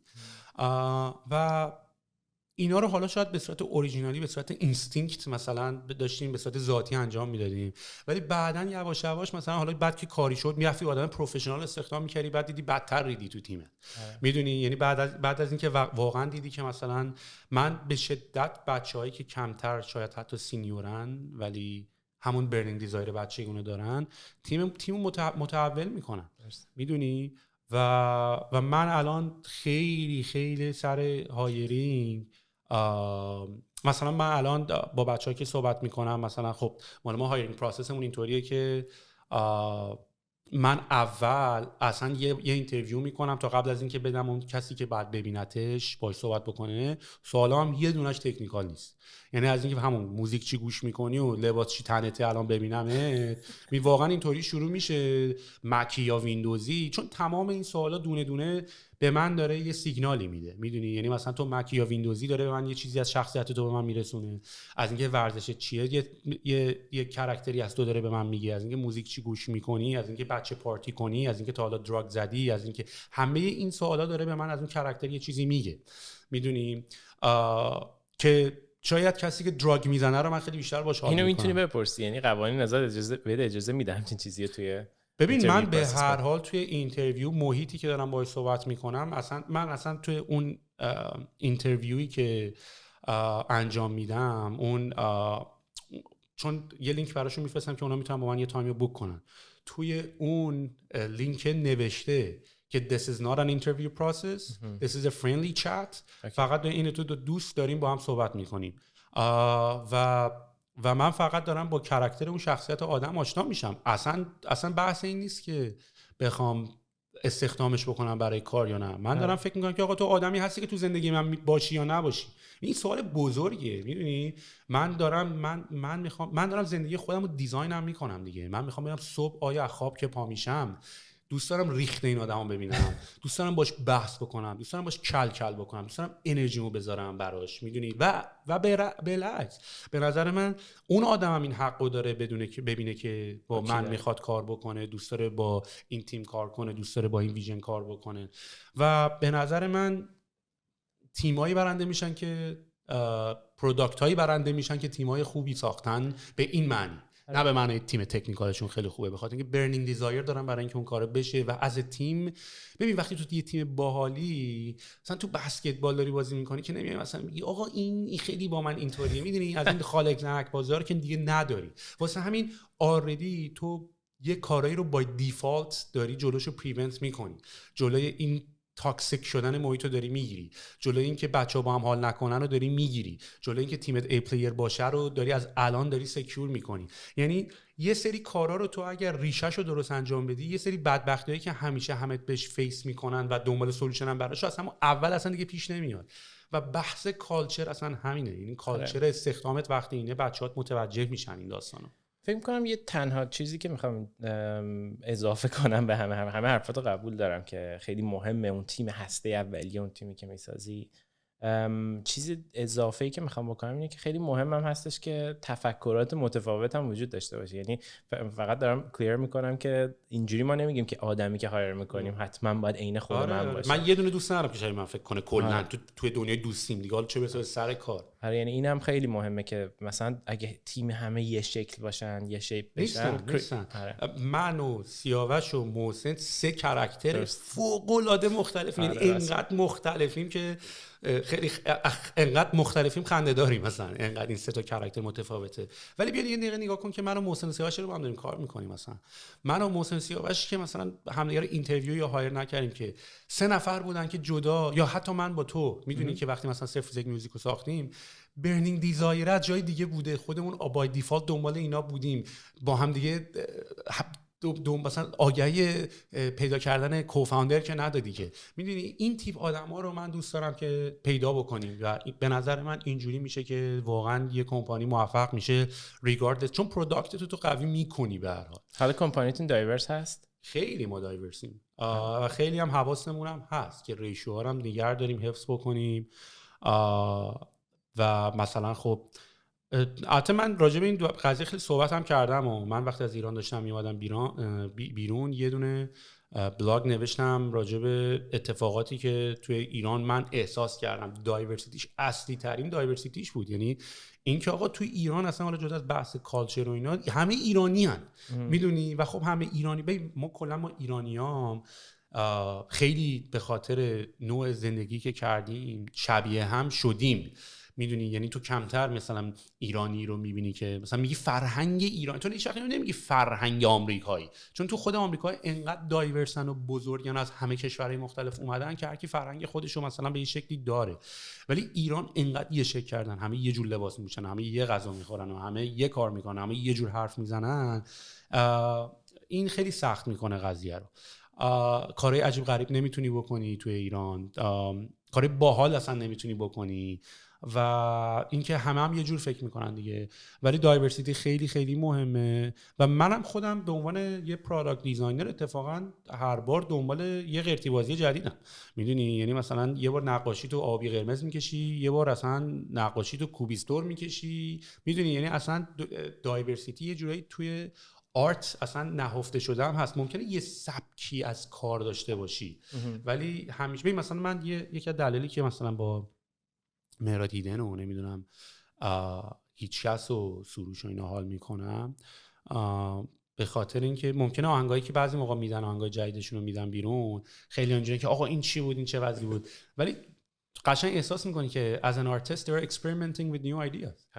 میدونی؟ منم موافقم چون با سروش که خیلی صحبت میکنم راجع به این قضیه، اونم همینجوری فکر میکنه که در آخر اینا نوآوری باید بکنن برای جامعه. اگه قرار باشه همش آدم دامبولی گوش کنه، الان چند سال همه موسیقی ایرانی و اون سبکی همون جوری مونده، هیچ فرق نکنه. یه ذره تکنولوژیش ممکنه بهتر شده باشه، یه 4 تا اینسترومنت الکتریک جدید اضافه شده باشه ولی همون مونده، متن شعرها همونه، متن موسیقی حتی همون فرمتش همون جوریه. حوصله آدم سر میره اون گوش. وقتی یه چیز جدید میارن تازه باعث میشه که همه شروع کنن به اون قضیه فکر کردن. حالا ممکنه نسبت بیشتر آدم‌ها از اون قضیه خوششون نیاد، ولی نوآوری همینه دیگه. حالا تو موسیقی باشه یا توی داشتی میگفتی روی نقاشی و رنگ‌های جدید کار می‌کنی و تو به عنوان یه آرتیست هم دوست داری خودت تو حالت‌های مختلف تو منیفست بکنی. ببین من هیچ وقت خودمو استارتاپ گای، تکنولوژی گای یا نمیدونم دیزاینر یا مثلا فرانت اند دیولپر یا اینا من ندیدم هیچ وقت خودمو. من خودمو آرتیست دیدم که مثلا یه جای دوست داشتم مثلا با گرافیک دیزاین بکنم، بعد برای اینکه مثلا گرافیک دیزاینمو کد بکنم مجبور شدم HTML CSS یاد بگیرم که کدش بکنم، بعد مجبور شدی میدونی. یعنی من همه اینا رو به صورت خیلی نچرال برای اینکه دوست داشتم یه سری از کارامو منیفست بکنم دارم انجام میدم. طولت اینا ابزارن دیگه. آره و من موزیک هم بخوام میتونم یه جوری مثلا با استفاده کردن از این تولا بسازم. یعنی تو همش داری خودتو از ان آرتیست منیفست میکنی. یعنی تیم ساختن هم یه هنر، موزیک ساختن هم یه هنر، پروداکت ساختن هم یه هنر، یعنی و کلا هم آخرام بهش میگن هنر زندگی دیگه، میدونی. یعنی at the end of the day به نظر من هنرمنده که نمیتونیش هنر رو یاد بدی. آره پرینسیپلاشو میری مطالعه میکنی میخونی، ولی یه برنینگ دیزایری برای خلق داری و بعیدم میدونم کسی که دوست داره خالق باشه دوست داره خالق یه چیز خاص باشه. عوض میشه. آره دیگه. مثلا مگه مخترع نیکولا تسلا مگر مثلا یه چیزی فقط اختراع کرد؟ اینا همه کاری میتونن بکنن. یعنی تو یه برنینگ دیزایری برای خلق داری و هنر خلق کردن رو یاد میگیری و بعد پرینسیپلاشو مطالعه میکنی، میدونی. تو اگه یاد باشه من بچه درس خونی هم نبودم، میدونی. نه تنها نبودم که از اسپکتروم اونور قضیه هم افتادم. جفتمون درس خون نبودیم ما. آره راستی. من هم درس خون نبودم، خیلی میرفتیم همش با تکنولوژی برمیرفتیم به جای. آره به خاطر شاید مثلا به خاطر این خیلی بورینگ بود اونور، میدونی. و البته من خیلی الان علاقه شگرفی پیدا کردم به مثلا به کازمولوژی و اینا، ولی فکر میکنم به خاطر استوری تلینگ بهتره. میدونی یعنی چه طرز یاد دادن کائنات و شیمی و ریاضی بود به ما میدادن که باید زورت میکردن که برو درس بخون نمره بگیری، در صورتی که من الان واقعا حاضرم مهمونی نرم برم بشنم برایان کاکس گوش کنم راجع به کازموس صحبت بکنم، میدونی. یعنی فکر کنم استوری تلینگ هم خیلی خیلی مهمه. من فکر میکنم حجم اطلاعات و اون چیزایی که باید یاد بگیری انقدر زیاده برای بچه‌ای که مثلا تازه میره مدرسه. یعنی تو بچه خودتو بخوای مثلا بذاری یه مجموعه چیز یاد بگیره، دیگه وقت نمی‌کنی آزاد بذاریشون که بشینن برای خودشون به اون این مسیری که تو داری تعریف می‌کنی برن بشینن برای خودشون ریسورس‌های هر چیزی، حالا ریسورس شیمی بخونن یا ریسورس فیزیک. یعنی اینا اومدن چکیده کردن همه این چیزا رو و برای اینکه اون بنیان قضیه خیلی براشون مهم نیست آخرش به چی کاره چی بخوان این بنیان رو بسن، ولی انقدر اینتنسه، انقدر که حجمش زیاده، بچه حوصله‌اش سر میره. بچه حوصله‌اش سر میره و آخه واقعا هم استوری جالبی نداشت، داستان سرایی جالبی نداشت. ببین دوباره من شاید برگردم به همین حرف این که مثلا چجوری استارتاپ و تیم میسازی. تو وقتی ایمپلوی جدید میخوای بگیری، وقتی اینوستوراتو میخوای راضی کنی برای پول گرفتن، همه اینا داستانی داره که باید توضیح بدی. یعنی تو واقعا باید یه استوری تلر خوب باشی. میدونی استیو جابز هم استوری تلر خوب بود و یعنی ما انسان ها اصلا توی داستان و حکایت لاکیم. یعنی چیزی که برای تو داستان جذابی نداشته باشه، گفتنش یا انجام دادنش اصلا جالبی تأثیری هم نداره. میدونی کوبی برایانت هم دیدی که کوبی برایانت که مثلا یکی از بهترین بسکتبال پلیرهای دنیاست، وقتی که همین چند وقت پیش توی ژانویه فوت کرد، هلیکوپترش صعود کرد، خب آسکار هم برنده شده دیگه. یه دونه انیمیشن کوتاه داره به اسم دیر بسکتبال. اصلا تو تایتل کوبی برایانت NBA بسکتبال پلیر اند استوری تلر. میدونی یعنی داستان سرای خوب، داستان بسکتبال رو طوری برای تمام نسل بعدی توضیح داد که یعنی اینسپیریشن جدید نسل بچه‌ها به وجود اومد. یا مایکل جردن با The Last Danceش مثلا نسل جدیدی از حتی شاید من و تویی هم که حتی توی بازی زمانی از تا سن فکر کنم مثلا تا سن 15 16 سالگی همچنان مایکل جردن داشت بازی می‌کرد، می‌دیدیم بازیاشو، ولی با یه استوری تلینگ جدید یه نسل جدیدی دوباره اینسپایرد شدن برای اینکه مایکل جردن کی بود، چه اتفاقایی افتاد. و به نظر من استارتاپ داستان تعریف میکنه و آدمایی هم جوین تیمتون میشن که دوست دارن پارتی از اون داستان باشن. یادم اتفاقا چند وقت پیش توییت کرده بودی، نوشته بودی که دنیا احتیاج به هیلر و استوری تلر داره. آره من زده بودم آره دقیقاً دنیا به نظر من دیگه احتیاج به آدمای موفق و موتیویت کردن، نمیدونم از این آدمای موتیویتور صحبت میکنن و نمیدونم جوک و کامدی و اینا نداره. نه که نداره، یعنی بنظرم که بیشترش رو دیگه نمیخواد. چیزی که بیشتر میخواد هیلر میخواد، کسی که لاو رو پروموت بکنه، کسی که استوری تعریف بکنه. و ببین من میگم من این داستان ترایب ما که اسمش هم اصلا ترایبه، به گذشته ما تو تیممون خیلی برمیگردیم. و قدیم ها تو یه شهرزاد قصه گویی داشتی، قدیم ها بچه ها دوره یه پیر خردی میشستن داستان ها رو تعریف میگردن. تاریخ بهترین بهونه است برای تعریف کردن قشنگترین داستان هاست که با این فرم احمقانه دارن برای ما تعریف میکنن، به این شکل بد دارن شیمی رو تعریف میکنن، به این شکل بد دارن فیزیک رو تعریف میکنن. در صورتی که من این چیزها رو الان به طوری خیلی علاقه‌مند شدم به خاطر اینکه آدم استوری تلرای جدیدی دارن خیلی قشنگ اینا رو تعریف میکنن، خیلی قشنگ دارن اینا رو توضیح میدن. و at the end of the day life is in a story، میدونی، and you're here to talk about it, you're here to tell about it. به نظر من تمام این موضوعای استخدام، موضوع ایده استارتاپ، موضوع مدیریت، موضوع همه اینا آخرش برمیگرده به استوری تلینگ. درست.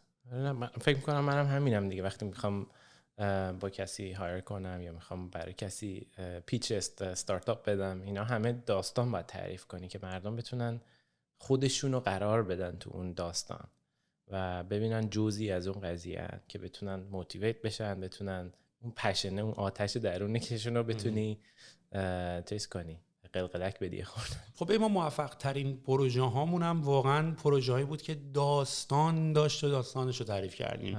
سایت فجر دانش داستان داشت و داستانش رو تعریف کردیم. سایت 021 داستان داشت و داستانش رو تعریف کردیم. میدونی همه اینا واقعا داستان داشتن. هیچ کدوم اینا آقا یه ایده داره، ایده خیلی خوب، اینجوری کار نمیکنه این چیزا. اگرم کار بکنه تو ولش میکنی به خاطر اینکه اونقدی براش پشن نداشت. آره اصلا خیلی از این که اینوستورها دیگه ایده براشون جالب نیست دیگه. نگاه میکنن ببینن اون آدمی که پشت اون ایده هست چه شخصیتی داره، میتونه همه رو قانع کنه، میتونه تیم بسازه، میتونه هایر کنه، میتونه پول منیج کنه. آره.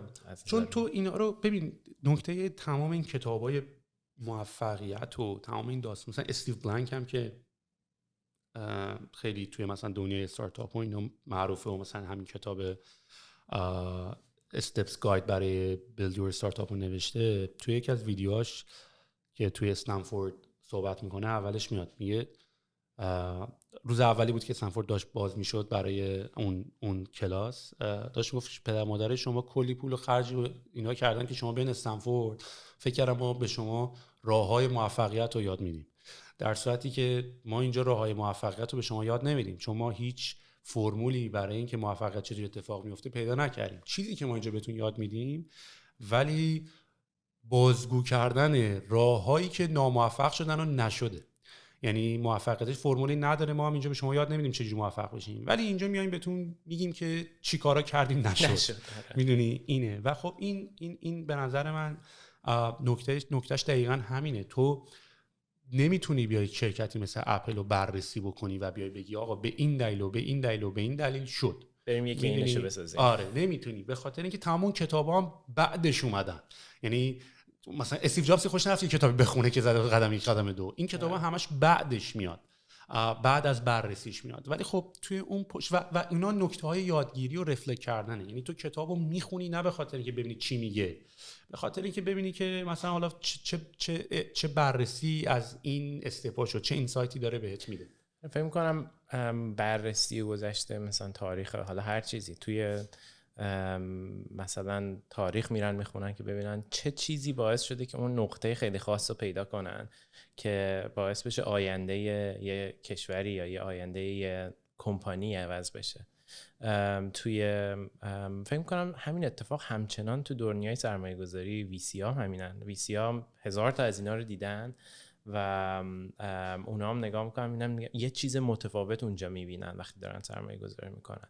یا سرمایه گذارای مثلا بازار مالی، اونا هم دنبال اینن که تو فایننس دنبال اینن که ببینن یه موقعیت جدیدی پیدا میشه یا یه چیز خیلی نوینی اینا دارن که قبلا ندیدن، که روش در واقع گمبل میکنن، روش دارن قمار میکنن، ممکنه بشه ممکن نشه، ولی چون چیز جدیدیه خیلی سرمایه‌گذارا هیجان زده میشن روی این قضیه.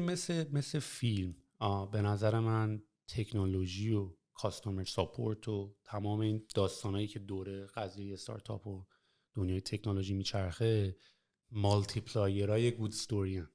میدونی یعنی اون میشن ویژنه it's about what a story you are going to tell. یعنی تو یه فیلمو نگاه میکنی، به هر حال دلیلی که تو یه فیلمو فالو میکنی اولش اینه که این فیلمو 6 سیزن، 1 سیزن، 2 سیزن 3 نگاه میکنی، میخوای ببینی چی میشه، به کجا میره. پس یه استوری خوبه. ولی مثلا فیلم برداری خوب که میشه، اما تکنولوژی خوب، جلوه ویژه خوب، مالتی پلایر استوری است، استوری رو جذاب‌تر میکنه. این استوری برای خودت تو داری الان تو ذهن خودت، مثلا میگی این داستان زندگی منه یا این داستان؟ ببین نه شاید به اون شکلی که مثلا بگی، نه که مثلا فکر کردم نوشتنش، ولی آره فکر کنم بای دیفالت استوریه یه جورایی نهادینه هست توی مغز حالا امثال من و تو، شاید که بدون اینکه بخوای خیلی زور بزنی از سر جات پا شدی و شروع کردی این کارا، ولی شاید با زور زدن و فشار دادن بتونم به کلمه تبدیلش بکنم و بنویسمش و بگم که چیه. ولی فکر کنم اونایی که حالا با من کار کردن یا خود تو، بذار تو با من کم کار نکردی، تو مثلا من و تو این پروژه که کار کردیم، تو فکر میکنی این انرژی و پشنه کجا میاد؟ یعنی من به عنوان کسی که خودم شاید جواب سوالمو ندارم میخوام از تو بپرسم، چون ببین به هر حال من و تو با هم توی دوره شروع کردیم، شما خیلی من تکی تر هم بودین و بعد دایورس کردیم. من احساس میکنم همچنان شما خیلی بیزینسی دارین به سمت قضیه میرین، ولی مال من هنوز یه مقداری اون جنبه انگار داریم سایت مدرسه‌مون رو میزنیم و داره. ولی حالا دوست دارم بشنوم که ببینم مثلا از یه شخصیتی که من از بچگی میشناسه و حالا تا الان ابزرو کرده چطوری میبینی مثلا این کاراکتر رو؟ سوال خوبی میکنی. نمیدونم منم جواب دارم براش، ولی یه چیزی که هستش اینه که تو فهم کنم خیلی کنجکاوی و این کنجکاویه باعث میشه که خیلی همه چی رو برای هم که میگی اون ابزاره رو یاد میگیری چون کنجکاوی که بدونی چی میشه. و فکر کنم برات هم خیلی جالبه که با آدمای مختلف و دور خودت جمع کنی و اون کنجکاویه رو با اونا شیر کنی. یعنی یادمه که خب 021 مثالش، من برمیگردم به اون مثال این بودش که ما یه چیزی درست کرده بودیم، اصلا فکر نمی‌کنم من و سروش بودیم اون اول که اینو درست کردیم و خیلی برامون جالب بود که مردم میان آهنگاشون رو میذارن و اینا، و فکر کنم این مدت از کار افتاد، مثلا ما دیگه مینتینش نکردیم که تو و اشکان اومدین گفتین که ما می‌خوایم اینو دوباره بگیم مینتین کنیم، بسازیمش. شما اینو دارید روش کار میکنید یا نه؟ گفتم من روش کار نمیکنم که شما شروع کردین اون کار کردن. ما سوشال نتورک ازش ساختیم و اون برات اون کنجکاویه بود و اینکه یه کامیونیتی جدیدی پیدا کرده بودی.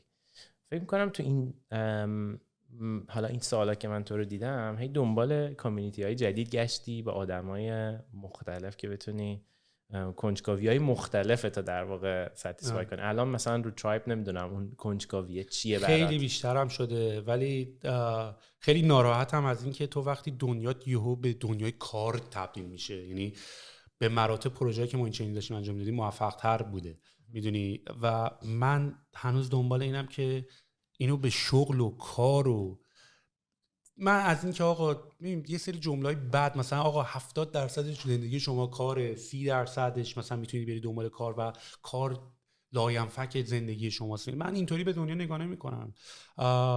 مهمترین قسمتش همین هابی روزته و بعدش استراحت و ریکاور کردن و تجربه کردن دنیا به شکل‌های مختلف برای اینکه دوباره رفلکت کنی رو هابیت، میدونی. ببین من دومین سفیسک میوزیک هنوز نگار داشتم، هنوز فکر می‌کنم که باید زنده‌اش کنیم. جزئی از تاریخ موسیقی ایرانه یه جورایی. خیلی خیلی چیزه. خودمون هم نمیدونستیم داریم چیکار میکنیم. حداقل من نمیدونستم. شاید مثلا سروش میدونست یا تو میدونستی که چه اتفاقی داره اونجا میفته. برای من بیشتر یه پروژه‌ای بود که گفتم حالا ما کمک میکنیم ببینیم چی از توش در میاد، ولی بیشتر دوستا و بیشتر نتورک من از همونجا شروع شده. هنوزم با خیلی از بچه‌ها که در تماسم به خاطر یا فجر بوده یا صفر 21 بوده که و خیلی هم نمیدونم چیزی ازش در بیاد. یعنی من الان نگاه میکنم مثلا دیستریبیوشن پلتفرمایی که الان وجود دارن، حالا درسته که خیلی اسپاتیفای و ساوند کلاود و اینا اومدن، خیلی تونسته تاثیر بذاره، تغییر ایجاد کرده. یعنی احتیاج به پلتفرم ایرانی اونقدر دیگه لازم وجود نداشته، ولی به کامیونیتی جدید احتیاج داره. چیزی که یعنی وجود نداره اینه که اولا که آرتیستایی که داخل ایرانن که دسترسی بهش ندارن خیلی، یعنی نمیتونن ازش پول در بیارن و این چالش خیلی بزرگیه فکر میکنم. یعنی اونایی که پلتفرمایی که داخل ایرانن دارن آرتیستا رو ساپورت میکنن که خیلی محدودن یا دارن خیلی کنترلشون میشه. پلتفرم‌های خارج از ایران برای آرتیستای داخل ایران یا حتی آرتیستایی که خارج از ایرانن خیلی آشنا نیستن یا تازه اومدن، خیلی براش مثلا نمیدونن چجوری از اون پول سازی میکنن. و کمپانیایی مثل رادیو جوان و اینا هم که خیلی فعالیتشون فرق میکنه با فعالیتی که ما داشتیم. ما داشتیم آرتیست رو اینیبل میکردیم بیشتر، یعنی هدف ما این بود که آرتیست بتونه دسترسی داشته باشه به آدینس. اینجا فکر میکنم مثلا رادیو جوان اینا فوکسشون پوله، یعنی حتی شده یه جوری. ببین رادیو جوان و اینا که خیلی جوادن اول از همه شماره یک، ولی حامد که اپشو ساخته فوق العاده پسر برایتیه و به اضافه اینکه برنامه‌نویس فوق العاده قهاری، یعنی اپ CNN و اینا رو همه رو حامد نوشته. اصلا چیز ساکسسفولیه، پروژه یعنی آره پروژه ساکسسفولیه. رادیو جوان واقعا کیفیت اپش هم واقعا کیفیت اپ بالایی داره، میدونیم. ولی کامیونیتیش خب کامیونیتی جوادیه، میدونی، هر آهنگی. ولی خب نیازه به یه همچین سورسی که همه چی رو کاور کنه، میدونی. یعنی قرار نیست کاراکتر نداره، میدونی. کاراکترش اینه که همه هستن توش و صرف 21 همیشه راجع این بود. ولی من یه اتفاقی که افتاد و ما یکی از اشتباهات بزرگمون این بود که پروژه هامونو دیسکانتینیو کردیم. فکر کنم اشتباه. خودت گفتی که لازم نیست روی یه چیزی فوکس کنی، همه حوصله‌ات سر میره. آره ولی دیسکانتینیوش کردیم، یعنی بستیمش، میدونی. میتونستی اینا رو مینتین بکنی، بذاری کار. حتی پروژه های تک خیلی اونجوری نیست که مثلا چراغش رو روشن بذاری، واقعا باید مینتین شه، اینا خاموش میشه. ولی اگه یادت باشه، ببین ما داریم راجع به چه سالی صحبت میکنیم. ما اصلا میگم اینترنت و اورکات و اسپاتیفای و میوزیک پلیر و اینا نبود، اصلا کانسپتاش هم حتی نبود. و ما سرفیسیک و پروژه‌ای که من میخواستم براش انجام بدم یه میوزیک پلیر بود واقعا، یعنی آی نیو. ببین حالا نمیگم اسپاتیفای رو من میدونستم، ولی خب معلوم بود آینده دنیای موزیک یه موزیک پلیره میدونی و ما میخواستیم اد رونیو ها رو شیر بکنیم با آرتیستا، یعنی و اینا همش پری اسپاتیفای، یعنی حتی مدل بیزنس رو از اون موقع ما میدونستیم، مدلش ما اصلا اینجوریه که آقا چرا ما سایت کسی نمیخواد، تو یه میوزیک پلیر میخوای که بتونی که اکسس داری تو لایبرریش، انگار MP3 رو دانلود کردی ولی همه آهنگا اون تو هست. آره. و اد رونیوشو با آرتیستا شیر میکنیم. خیلی ساده. این مشکل هنوزم وجود داره، یعنی یه سیستم گلوبالی که همه آرتیستا رو بتونه ساپورت کنه توی همه جای دنیا وجود نداره. یعنی شبیه ترین به چیزی که داری توضیح میدی اسپاتیفای همه جای دنیا آپریت نمیکنه، همه آرتیستا رو ساپورت نمیکنه. سیستم مالی، مثلا تو فرض کن یه آرتیستی تو ایران بدون کردیت کارت نمیتونه همچین کاری انجام بده. ما خیلی فکر میکنیم، یعنی من و بقیه بچه‌ای که رو موزیک دارن کار میکنن با این راجع به این قضیه خیلی فکر کردیم، داریم فکر میکنیم. یعنی یکی از چیزهایی که داشت فکر کردیم استفاده از بلاک چینه. حالا نمیدونم رفتی تو کریپتو یا بلاک چین؟ آره ما خیلی جالبه، ما کلی ایده‌های باحال که حتی تا دم اجراش هم رفتیم قبل از اینکه ترایب انتخاب بکنیم. اون پروسه این که مثلا کدوم از این همه ایده‌ای که تو سرمون رو می‌خوایم پروسید بکنیم و خب بلاک چین توش خیلی بود، ولی بلاک چین به معنای نه اینکه با بلاک چین چجوری میشه کاری کرد، همین حرفی که داری میزنی، یه کارایی رو می‌خوایم بکنیم که نه بلاک چین اینا رو انیبل میکنه. یعنی غلط‌ترین آخر راه اینم اینه که یه سری تکنولوژی جدید هست باهاش چیکار میتونیم بکنیم، بدترین ایده هاست، یعنی زشت‌ترین ایده هاست. اون روش تکنولوژی هست. فکر کنم تو بیشتر پروداکت فوکسی. من میخوام ببینم چی کار میخوایم بکنیم که حالا بهترین تولا باشه چیه. آره دیگه، در واقع اون دیستریبیوشن نتورک رو میتونی یعنی از انسان ازش خارج کنی. یعنی میگی که آقا یه سیستمیه، میری آهنگاتو میذاری توش، هر کسی هم دانلود کرد یه پولی بهت میدن. ببین ولی خب مثلا ببین راجع به بلاک چین هم اگه بخوایم یه صحبت کوتاه بکنیم، ببین خب مثلا خیلی ها اینطوریان که آقا مثلا چیزایی مثل اوبر رو نمیدونم لیفت و تمام مثل ایر بی ام بی و اینا، تمام کمپانی‌های این چنینی به واسطه بلاک چین میتونن دیسراپت بشن، چون دیگه اون میدلمن رو تو میتونی از دست بدی، خود راننده میتونه مستقیم از خود اون شخص مثلا کسی که داره رایدر پول بگیره. ببین و اینو تکنولوژیستا خیلی دوست دارن اینطوری ببینن، آره پاسیبیلیتیش هست، ولی هنوز آرگومنت این که آقا شاید میدلمنه احتیاجی هستن، شاید دنبال ریمووش اصلا ما نیستیم که حالا چون با بلاک چین میتونی باید ریمووش کنیم. آره مثلا یه قسمتایی مثل بحث فقط میدلمن نیست، بحث رگولیشن هم هست، بحث فایننس هستش که اکانومی در واقع قضیه هم هستش. چیزی که تو بلاک چین برای من خیلی جذابه که حالا ایتریوم خیلی به اون سمت رفته، اسمارت کانترکت ها، یعنی به نظر من اون گیم چنجره و الانم که یعنی اگه همه دارن بیت کوین میخرن من دارم اتریوم میخرم. چون و من میگم من هیچ وقت اینا رو بیزنسی نمیخرم، من برای ایتریوم دارم چیر میکنم، میخوام پولمو بهشون بدم اصلا و آینده رو درش میبینم و فکر میکنم که اون توی دنیای آینده خیلی خیلی جذابه. هر منم موافقم. حالا من خیلی اکسپرت این قضیه نیستم ولی منم همین بازی میکنم با این چیزا. اتفاقا اومدم کانادا. تو که اصلا سفیسه که دوره‌ای به سایت فارکس تبدیل کردی. چیکار کرده بودم؟ لینک افیلیت فارکس گذاشتی تو اون بازه زمانی که ما می‌خواستیم مثلا اینو تبدیلش بکنیم. فکر نمی‌کنم. من خیلی نرفتم. چرا؟ داشت خودم یادمه لینکش هم مال افیلیت تو بود. اوکی. ولی توش دیگه نیستی نه؟ نه. تو جزو ارلی اداپتر ترین آدمای زندگی من. یعنی چیزایی که مثلا هیچ کی راجعش مثلا نمیدونست اون موقع تو بچگی، تو آلردی روش بودی، چپترش هم بسته بودی، رفته بودی چپتر بعدی. آره خیلی ور میرم با چیزای جدید. الانم افتادم اتفاقا اومدم کانادا، رفتم مونترال. یکی از بچه‌ها هست اسمش شایانه که پادکست شیر یا خط داره، نمیدونم گوش کردی یا نه. اون فقط بلاک چین و کریپتو و اینا صحبت میکنه، خیلی هم اکسپرت راجع به این قضیه و یکی از چیزایی که خیلی راجعش صحبت کردیم که خیلی برام جالب بود همین قضیه ایتریوم و یه مفهومی شروع شده به اسم دیسنترالایزد فایننس که اون برای من خیلی جالب بود که واقعا دارن مفاهیم فایننس رو میارن روی کریپتو، روی اتریوم که فکر نمی‌کنم. من بیت کوین رو سال 2013 خیلی روش کار کردم ولی دیگه هیچ موقع فکر نمی‌کردم اینقدر پیشرفت کنه. بعد الان چند سال از 2013 تا الان هیچ دست بهش نزدم. ببین پیشرفت که مسلماً می‌کنم ولی هنوز اینی که واقعاً باهاش کارهای مینینگفول پرکتیکال بکنن هنوز جا داره، چون بحث رگولیشنش هست، بحث کامپیوتینگ پاورش هست. مسلماً که خیلی چیز اکسایتینگیه، ولی اینی که تکنولوژی تو رو انیبل، اینی که تکنولوژی خفنیه خیلی جالبه، ولی اینی که چه کاری رو انیبل میکنه سوال بزرگیه. مثلا استفاده میکنن الان روی مثلا چه میدونم یه پروژه داشتیم روی بشکه‌های نفت رو باش ترک میکردن، فقط نه بشکه‌های نفت، کل ریسورس نفت دنیا رو داشتن تلاش میکردن که بیارن که ببینن چه اتفاقایی داره روی نفت میفته، یا یه سری اتفاقایی که چیزهای دیگه که دارن روش کار میکنن. رو همین موسیقی راجع به لویالتی داشتیم صحبت میکردیم، خیلی دارن روی لویالتی این که ببینن که چه آرتیستی چی گوش کرده، یا روی پیپرها، ساینتیفیک پیپرها اکسس. چون مشکل اینه دیگه، دیستریبیوشن نتورک چیزی گرون قیمتیه.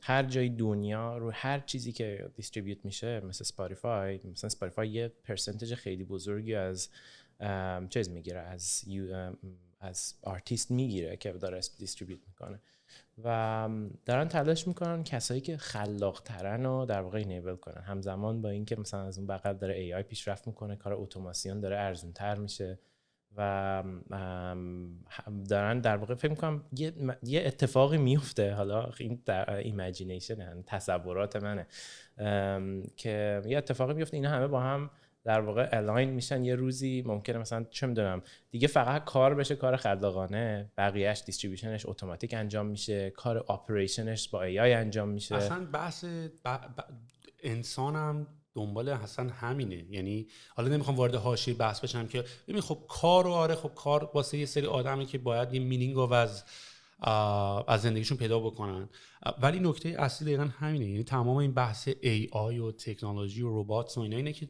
انسان قراره فقط خلاق باشه. نه تو قرار نیست کار یدی و فیزیکی بکنی یا کاری که ربات میتونه بکنه. و به نظر من احمقانه ترین آرگومنت ها همون اون یه مشکل دیگه است، مشکل جاب لاس و اینا یه مشکل دیگه است. ولی هیومانیتی داره سعی میکنه که اتفاقا با این کارهای احمقانه رو بفرسته ماشین، وقت باز بکنه و بتونه ولت هم جنریت بکنه، و بعد آدما مینینگ احتیاج دارن، آدما کار احتیاج ندارن، آدما مینینگ احتیاج دارن، آدما پرپس و استوری احتیاج دارن. میدونی؟ و به نظر من اون بحث، آره من موافقم که این داستان‌ها خیلی خیلی بعداً یه جایی الاین میشن. الان یه تکنولوژی شاید جلوتر از یه سری تکنولوژی دیگه است، ولی خب داریم می‌بینیم. من دیروز داشتم یه ویدیو نگاه می‌کردم که سر کووید الان ریموت، یعنی مثلا کسایی که مثلا توی این مغازه ها و مثلا جای والمارت و اینا کار میکنن، حالا مال والمارت نبود لزوما، ولی مثلا این دیدی مثلا شلفو مثلا این کارگرایی که مثلا شلفو مثلا آیتماشو میذارن میچینن و اینا، ریموت با وی آر تو خونه نشستن. به قرآن یارو داره با وی آر، یه ربات اونجاست، ولی ربات اونقدی هنوز مثلا خب ای آی قوی نداره که مثلا خودش برداره آیتما رو بذاره اونجا، ولی یارو داره میبینه. ولی مثل آواتار دیگه، آواتار تو گذاشتی تو مغازه ولی خودت داری تو خونه میچینی اینا رو، و با دست ورم داشت میچس اونجا. خیلی چیز جالبی بود و یهویی همه اینا الاین میشن. میدونی به هر حال الان مثلا این داستانی که این درونام همه با هم با سینک دارن کار میکنن، آی بی ام درست کرده بود مثلا، اونم خیلی چیز جذابیه. اون نشون میده که چه کارهای عجیب غریبی تو آینده بعداً میشه کرد. آره دیگه همه، و فکر می‌کنم برای تو خیلی جالب باید بشه، چون که تو هی دوست داری کارهای خلاقانه جدید بکنی و اون بقیه کارهای اپریشنش و اینا باید حوصله سر بره. اونها رو میتونی مثلا بذاری به عهده تکنولوژی و هی کار جدیدتر بکنی. مثلا دنبال اینم که با تکنولوژی خیلی برام جذابیتش همینه که هی بیلد بکنی، بری یه کار باحال‌تر بکنی روش. میدونی؟ یعنی خیلی دیگه اتفاقا توی اون گذشته لاس نمیشم که حالا مثلا بذارید اینجا ببینیم چی کارا میشه کرد چی کارا نمیشه کرد. حالا منم اخیراً خیلی پروداکت فوکس شدم و خیلی برام جالبه. یعنی اون به من میگه خیلی تکی ام، آره من هنوز و خیلی تکی ام، ولی منم نزدیک میشم به اینکه چیکار کنیم برای کاستمر جالب‌تر باشه یا برای خودمون جالب‌تر باشه. ولی همچنان من اون تکنولوژی که این ساختن اون تکنولوژی که این کارو اجازه انجام این کارو میدم برای من خودش جالبه. یعنی کار کردن روی اون تکنولوژی کریپتو یا تکنولوژی بلاک چین یا خود ساختن ای آی، اینا همه چیزای جالبه، چون این قدرت میده دیگه به آدما یا به کل یک کمپانی که بتونه این کارا رو انجام بده. برای من خیلی این چیز جذابیه و بازی کردن با تکنولوژی ارلی اداپتر بودی و این بودم که هی دوست داشتم ببینم این تکنولوژی به درد من میخوره یا نه، و خیلی چیزا رو رفتم توش و اومدم بیرون و ولی همه اون تجربه باعث میشه میرم یه چیز جدید شروع میکنم دیگه، قشنگ میتونم ببینم که تو این برای من آینده‌ای وجود داره یا نه. ساید پروژکت چیزی نداری الان؟ کاری نکنیم تو آینده؟ چرا ساید پروژکت چند تا دارم انجام میدم، خیلیاشون رو فایننسه، خیلیاشون رو دارم روی سرمایه گذاری کار میکنم که چه جوری میتونی سرمایه گذاری کنی، چه جوری میتونی. من یه سری ایده فوق العاده باحال دارم. بعد حرف بزنیم مثلا بلاک چین و ریل استیت. آره جالبه. اوکی بعد بشینیم قشنگ راجعش حرف بزنیم. ولی فکر میکنم این خیلی چیزیه که اخیراً افتاد، چند ساله که دارم روش حسابی میکنم. موزیک همیشه هست در کنارش، همیشه این که چجوری، من خودم موزیک بلد نیستم بسازم، ولی همین مشکلی که صحبت کردیم که آرتیست‌ها چجوری موزیکشون رو بتونن تو خود ساز میزنی؟ آره ستار میزنم و تار، بیشتر ستار، ولی نرفتم تو موزیک مثلا کامپوزیشن و نمیدونم موزیک الکترونیک و اینا، موزیک سازی، با اینکه خیلی نزدیک هیپ هاپ بودم ولی هیچ موقع نرفتم اون تو. فکر کنم استعداد آهنگ هیپ هاپ ساختن هیچ موقع نداشتم. آره و چیزایی. تو ساید پروژکت رو چیزی کار میکنی الان؟ من یه چیزی رو خیلی آروم دارم شروع میکنم، ولی دلیل ساختن ترایب برای ما یکیش اینه که انقدر ساید پروژکت دارم که اون ویژن اصلی ترایبی که داریم روش کار میکنیم میتونه انیبل کنه خیلی از اون پروژکت ها رو. ببین خیلی خلاصه بخوام بگم ترایب چیه که منظورم چیه که انیبل میکنه. ببین تقریبا ما هر موقع ایده‌ای که داشتیم زمان فوق العاده زیادی رو برای اجرا و ریالایز کردن ایده گذاشتیم به خاطر تکنولوژی. یعنی تکنولوژی با تمام جذابیتش ولی خیلی چیز وقتگیریه و آخرش هم خیلی اذیتت میکنه. درصد خیلی از بالای کارهایی که ما خواستیم بکنیم به خاطر استارتاپ و تکنولوژی و اینا نبوده. سایت موزیک ما مجبور بودیم از تکنولوژی کمک بگیریم برای اینکه می‌خواستیم موزیک دیستریبیوت بکنیم. علاقه به تکنولوژی نبوده، میدونی، حداقل برای من، ولی تکنولوژی باحالم بود. میدونی اینجوری که اینم باحاله. سایت فجر دانش علاقه به تکنولوژی نبوده و من داشتم به این سوال فکر می‌کردم که من خیلی ایده زیاد دارم ولی انقدر کاست انجام اون ایده مخصوصا تو استیج تکنولوژیش بالاست که عملا باعث میشه که هم زمان خیلی زیادی رو بذاری و هم درصد فیلر تو خیلی میبره بالا. یعنی مثلا ریحون به هر حال تو فکر کن اگه مثلا ما درگیر بحث تکنولوژی اگه نبودیم خب خیلی فوکسمون رو میتونیم بذاریم روی چیزای دیگه، میدونی، ولی معمولا تمام استارتاپ های تک و اینا زمان خیلی زیادی رو به تکنولوژی اختصاص میدن، آخرام they don't get it right و آخرام فیلشون میکنن. من اگر چیزی مثل ترایبو داشتم که داریم روش میسازیم، خیلی از ایده استفیسیک میوزیک رو دوباره زنده میکنم، ایده یه سوشال نتورک برای کسایی که بتونن روتینای زندگیشون رو با هم دیگه شیر بکنن و دوباره زنده میکنم. دوباره که نه، یعنی سایت پروژکت اصلا اسمش روتینه که من میخوام مردم بتونن روتینای مختلفشون رو با هم دیگه شیر بکنن. یعنی مثلا تو مورنینگ روتینت چیه، تو اسلیپینگ روتینت چیه، تو مثلا کار کردن روتینت چیه، چون برای اینکه بفهم تو زندگی چجوری میتونی خیلی سالم پروداکتیو باشی. These are the stuff that I need to know. میخوای ببینی بقیه آدما چی کار میکنن؟ برای جالبه. مثلا الان شروع شده دیگه، مثلا ایلان ماسک من میخوام ببینم صبحونه چی میخوره، نمیدونم بیل گیتس مثلا چجوری میخوابه، مسواکش چیه، کافیش چیه، میدونی. ولی خب علاقه دارم. بعد یواش یواش مثلا خب من مثلا تو کامپیوتر مثلا یه سایتی بود اسمش یادمه، اپ‌های مختلف که استفاده می‌کردی. آره با این، ولی تو فرم اینترویو بود، میدونی uses this مثلا آقا تو مانیتورت چیه، گرافیک کارتت چیه، موست چیه، مثلا با دیزاینرها راجع به این چیزا صحبت می‌کرد، با برنامه‌نویسا راجع به چیزا دیگه صحبت می‌کرد. حالا من اینو می‌خوام پروداکتایز بکنم، میدونی، یعنی یه دنجمه تو پروداکت باشه ولی بیشتر سافت اسکیل تا مثلا هاردور و اینا، ولی سوشال میدیا درست. آره یه سوشال میدیا. و حالا ایده ترایب همینه. ایده ترایب اینه که درصد فوق‌العاده بالایی از ایده ها ساید سوشیال به هر حال دارن. یعنی تو اگه نگاه بکنی پینترست، میدونی مثلا این سوشال نتورکه، دریبل یه سوشال نتورکه، یوتیوب یه سوشال نتورکه، میدونی اینستاگرام یه سوشال نتورکه، فیسبوک یه سوشال نتورکه، لینکدین یه سوشال نتورکه و میتونم تا صبح برات بگم. حتی اگر الان تو بری کرانچ بیس هم نگاه بکنی یه فید داره و یه سوشال نتورکی که تو میتونی المنت وب 2 دیگه، هر جایی بری هست. آفرین. پس سوشال نتورک یه چیزی دیگه دفکتو اکسپریانس الان هر پروداکتی هست. تو یخچالت هم شاید الان دیگه بخوای در یخچال وا کنی، میدونی یا کافی ماشین تو مثلا یه کافی بریزی، آقا بامداد صبح ساعت 9 مثلا اسپرسو ریخت، نمیدونم میدونی همه چی جنبه، یا مثلا استراوا که این اپلیکیشنی که ما توش ورزش می‌کنیم، سوشال نتورک و درصد فوق العاده بالایی از ایده هایی که من میخوام درست بکنم و خیلی های دیگه میخوان درست بکنن سوشال نتورک کامپوننتشه، میدونی. یعنی مثلا من باب مثال یه ایده‌ای که مثلا ما میخوایم انجامش بدیم، مثلا ریحونم وقتی من تو ایران شروع کردم، من سفارش آنلاین غذا نمیخواستم بزنم به کانسپت این که تو مثلا میتونی یه غذا انتخاب میکنی برات میاره. من چیزی شبیه زوماتو میخواستم تو ایران درست کنم، سوشال نتورک کسایی بودن که غذا میخوردن و آنلاین اوردر میدادن. این زوماتو خیلی فاصله گرفت از اون ایده. به خاطر اینکه سرعت اکزیکیوشنت انقدر پایینه، به خاطر اینکه واسه میگم طول سخته، میدونی. یعنی تو آیدیا رو داری ولی فقط تا بیای توی ایران تو درست بکنی اینو، انقدر زمانتو میبره و انقدر از بیزنس شاید بیفتی عقب که یواش یواش فید اوت میشه تمام این اکوسیستم حاضر نبوده. یعنی مثلا من سفارش آنلاین غذا اینجوری بود که سوشال نتورکی از تمام غذاهایی که ملت اوردر میدن پر کامنت و پر ریت و پر مثلا میدونی این غذا سسش چجوری بود. یعنی یه شاید تو سوشال نتورک غذا بهش نگاه میکنی که در کنارش آنلاین فود اوردرینگ هم میتونی داشته باشی، میدونی. ولی فقط کامپوننت سوشال نتورکش، کامپوننت آنلاین فود اوردرینگش اینقدر طول کشید که دور شدی. یعنی من واقعا معتقد بودم که خیلی ریحون چیز جذابی میتونست باشه.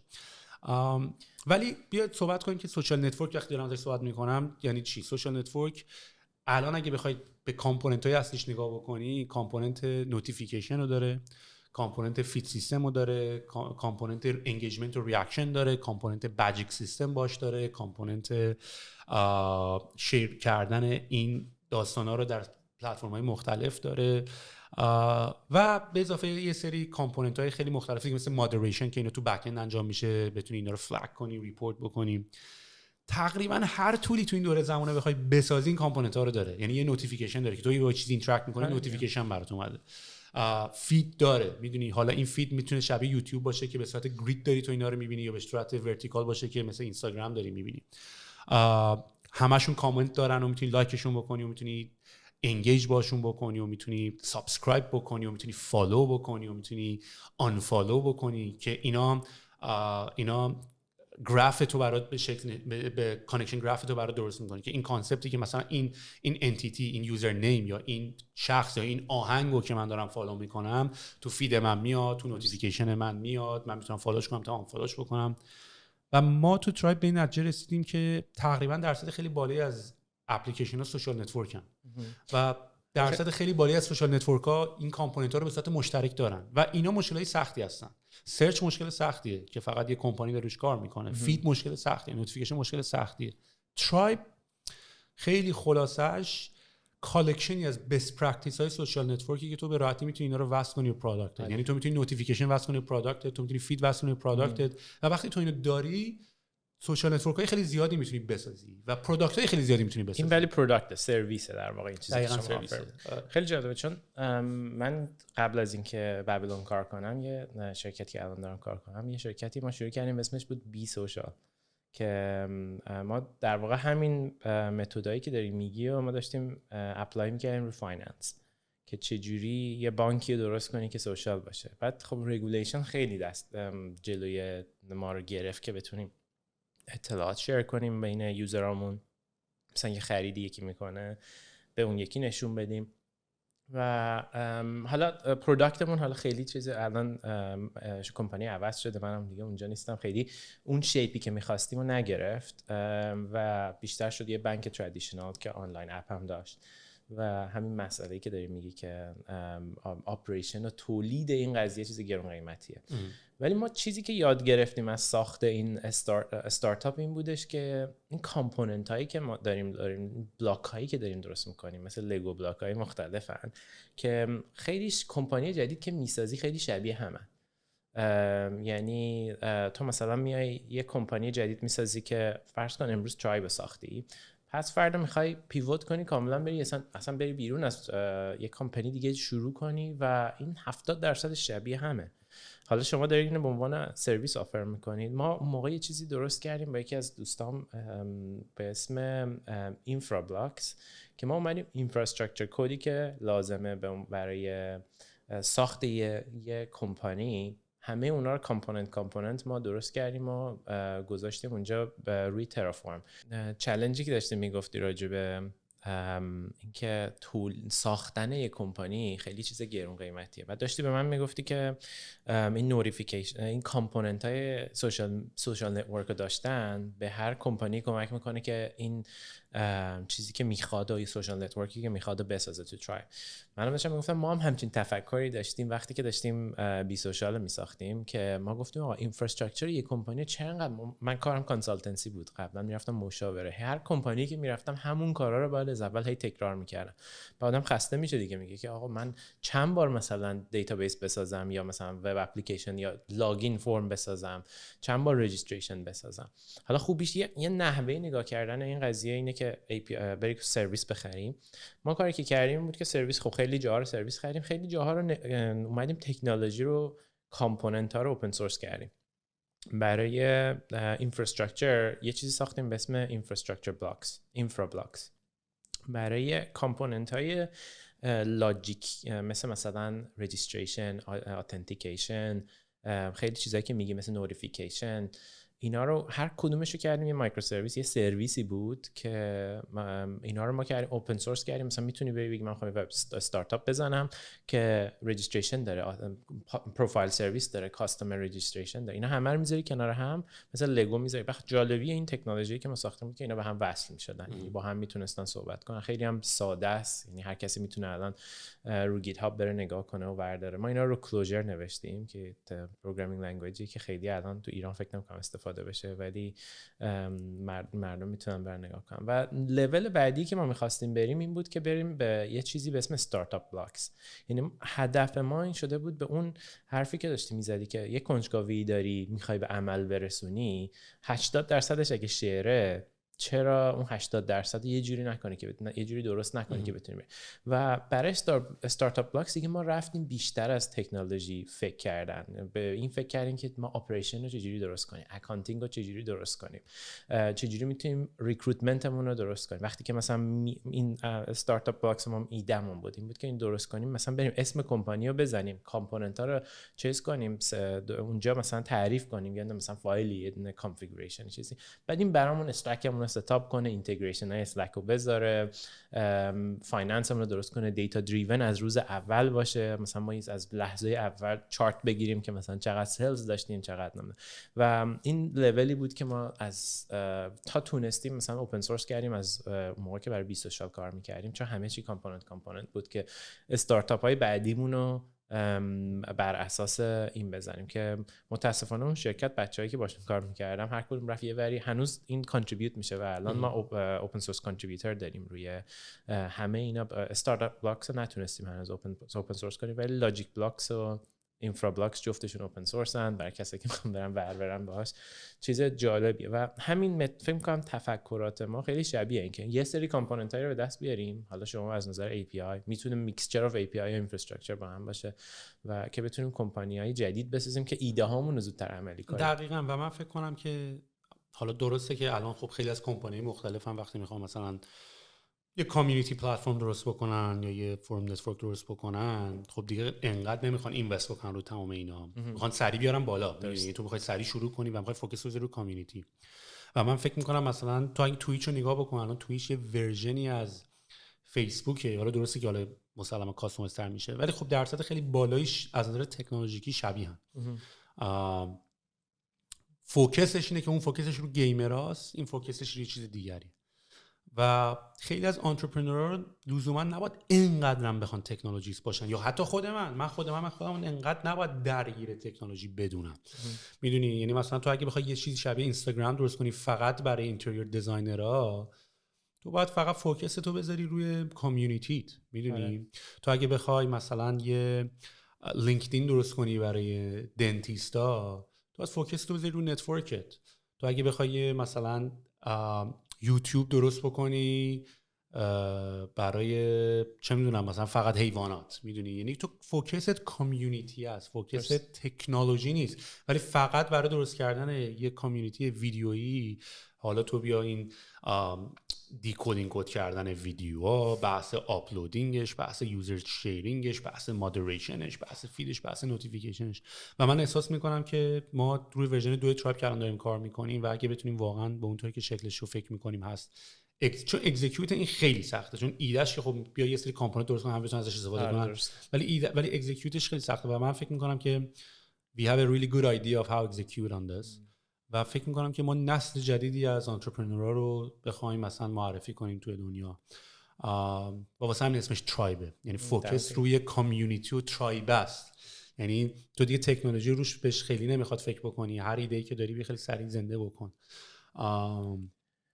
من روتینمو باید بتونم همین امروز لانچ بکنم، ولی نمیتونم به خاطر اینکه تکنولوژی استکی که باید برم تا بتونم تازه فقط بخوام یه MVP پروداکتم داشته باشم سنگینه for no reason. فقط هم تکنولوژیش نیست، دیزاینش هم طول میکشه. تو بخوای مثلا 100 تا پیج دیزاین کنی بعد اونا رو تبدیل. خیلی جالبه چون الان فکر می‌کنم امسال که خوردش به کووید و خیلی چیزا اسلو داون شد، ولی امسال خیلی سال جالبی بود از نظر پیشرفت AI و نوکود موومنت و آره. و این نمیدونم دیدی یا نه، یه الگوریتمی لانچ شده، این از اوپن ای آی لانچ شده به اسم GPT-3 که یکی نوشته‌تش دیدی روی پر توییتر پر شده که مردم روی فیگما ایمپلمنتش کردن که میری توضیح میدی صفحه‌ای که میخوای. خیلی بار بود دیدم اونو. من یه سایت میخوام 3 کالمه که به هم می‌نویسی همون رو جنریت می‌کنه. الان بعد بری همونو بگی برات ایده روتینتو بزن ببین برای چی جنریت میکنه و همونو با کامپوننت های بک اند هم میتونه استفاده کنی، همونو دارن انجام میدن که کد برات بنویسه. حالا نمیدونم، فکر میکنم الان چالش اینا تو تولید ورژن 1 نیست، مینتین کردن کدی که AI درست کرده احتمالاً خیلی سخته، ولی مثلا برای کارهای مثل دیزاین و اینا که میتونه بهت چیز باید فکر کنم امسال خیلی کمک کنه لانچ پروژه‌های جدید. نه باید خیلی موافقم. حالا نکته ترایب همینه، نکته ترایب اینه که ما یه سری انجینیرینگ پرابلم های سخت مثل نوتیفیکیشن و فید و مودریشن و اینا رو از یه طرف داریم حل میکنیم، از یه طرف دیگه این که حالا اینا رو حل کردی، همون حرفی که تو زدی، حالا بحث دیزاین پیجا اینه که اصلا یه دیزاین درست پروفایل چجوریه، یه دیزاین درست چت چطوریه، و ما کالکشنی از بست پرکتیس های سوشال نتورکینگ و تو باید بتونی اینا رو هند پیک کنی. یعنی مثلا ما 10 حالت اینتراکشن انگیجمنت داریم، شاید 20 نوع مدل انگیجمنت و بجینگ سیستم داریم و تو میتونی پیک اند چوز بکنی. یعنی تو پیک اند چوز میکنی که آقا من این سیستم رو میخوام برای مثلا بجینگ سیستمم و گیمفیکیشنم، اینو برای این مثلا یکی میخواد لایک باشه، یکی میخواد آپ ووت باشه، یکی میخواد اسک باشه، میدونیم. و ما داریم اینا رو به صورت لگو پیسز درست میکنیم و اینا رو تو بتونی بذاری کنار هم و جدا از اینکه انجینیرینگش رو داره برات مهیا میکنه، بست پرکتیسش هم داره برات مهیا میکنه. چون من دیگه تو انتظار ندارم بری مثلا استادی بکنی که بهترین حالت مثلا اینی که من یه همچین چیز درست بکنم چیه. من دارم میگم آقا من رفتم برات استادی کردم these are the best patterns، میدونی اینا بهترین پترنای اجرای همچین چیزی هستن که اگر یه همچین چیزی بود من شاید مثلا سفارش آنلاین غذا رو ایمون مثلا چون ما درگیر تکنولوژی شدیم میدونی و خیلی کاستلی بود و استیمیشنات هم خیلی غلطه همیشه. یعنی چیزی که فکر می‌کنی تو 1-2 سال داری میتونی بسازی شاید یا 5-6 سال طول می‌کشه. آره درسته. فقط هم خودت نیست تنها که نیستی که چند تا انقدر که المنت‌های رندوم دیگه تو این قضیه اضافه میشه که سخت‌ترش می‌کنه. گود. خیلی حال کردم باهات کچاپ کردم. دوره برم گردوندی به دوره خیلی بچگی و قدیم و اینا.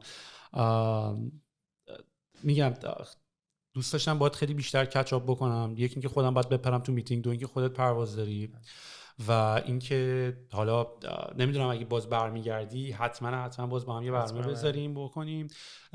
تمام این حرفا رو من خیلی دوست دارم دوباره ادامه بدیم، پروژه موزیکمون رو دوباره برگردونیم. وقتی که ببین من اینجوری بگم ترایب برای من آخرین، نه که حالا بگم آخرین، ولی به نظر من آخرین تلاش من برای زنده نگه داشتن تمام ایده‌های بچگیه. میدونی که احساس میکنم با داشتن ترایب تمام اون ایده رو دوباره میشه زنده کرد. کی لانچ میکنید؟ ببین ورژن یکم که بالاست آلردی، API هم همه کار دارن میکنن، ولی اون ورژنی که به تو اجازه کاستومایزبیلیتی کامل به تو بده رو ورژن 2 که ما تا آخر که داریم روش کار میکنیم تا آخر سال 2020 ما کوارتر 4 دیگه میخوایم یواش یواش بدیمش بیرون دیگه. الان خیلیشو ساختیم الان، یعنی مثلا خیلیشو اینترنالی داریم استفاده میکنیم، ولی من اینجوریم که یکم پرفکشنیزم رو دارم. حالا درسته میگن آقا پروداکت تا یعنی اگه شای راجبش نیستی it's already too late، ولی من تو سام اکسنت میخوام مطمئن باشم، چون این سخته میدونی، میخوام مطمئن شم که we nailed it down. so خیلی اینسایدم با کامیته فعلیمون که مثلا داریم باشون کار میکنیم، با اونم ریویوشون میکنیم. خیلی عالی. سال دیگه پس ما اومدیم اینجا آره سال دیگه کلی پروداکت روی ترایب خودمون ران میکنیم و ترایب کاملا وایت لیبله، یعنی قرار نیست تو بدونی که این داره رو ترایب ران میشه. اوکی خیلی خوب. پس سال دیگه این موقع 021 رو دوباره برمیگردیم. سال دیگه این موقع 021 رو داریم، روتین رو داریم، خیلی پروژه دیگه داریم. خیلی بیشتر حرفم میتونیم آره نشد کامل کچاپ کنیم حالا، خیلی حرف انقدر چیزا ولمون کنین که من میدونم تا صبح میریم دیگه. حالا دفعه دیگه ان شاء الله. دمت گرم ما رو اینجا دعوت کردی. نه دم خودت گرم که اومدی، خیلی هم حال کردم که هم کچاپمون رو با پادکست یکی کردیم. گود حال داد. قربونت. فعلا خداحافظ.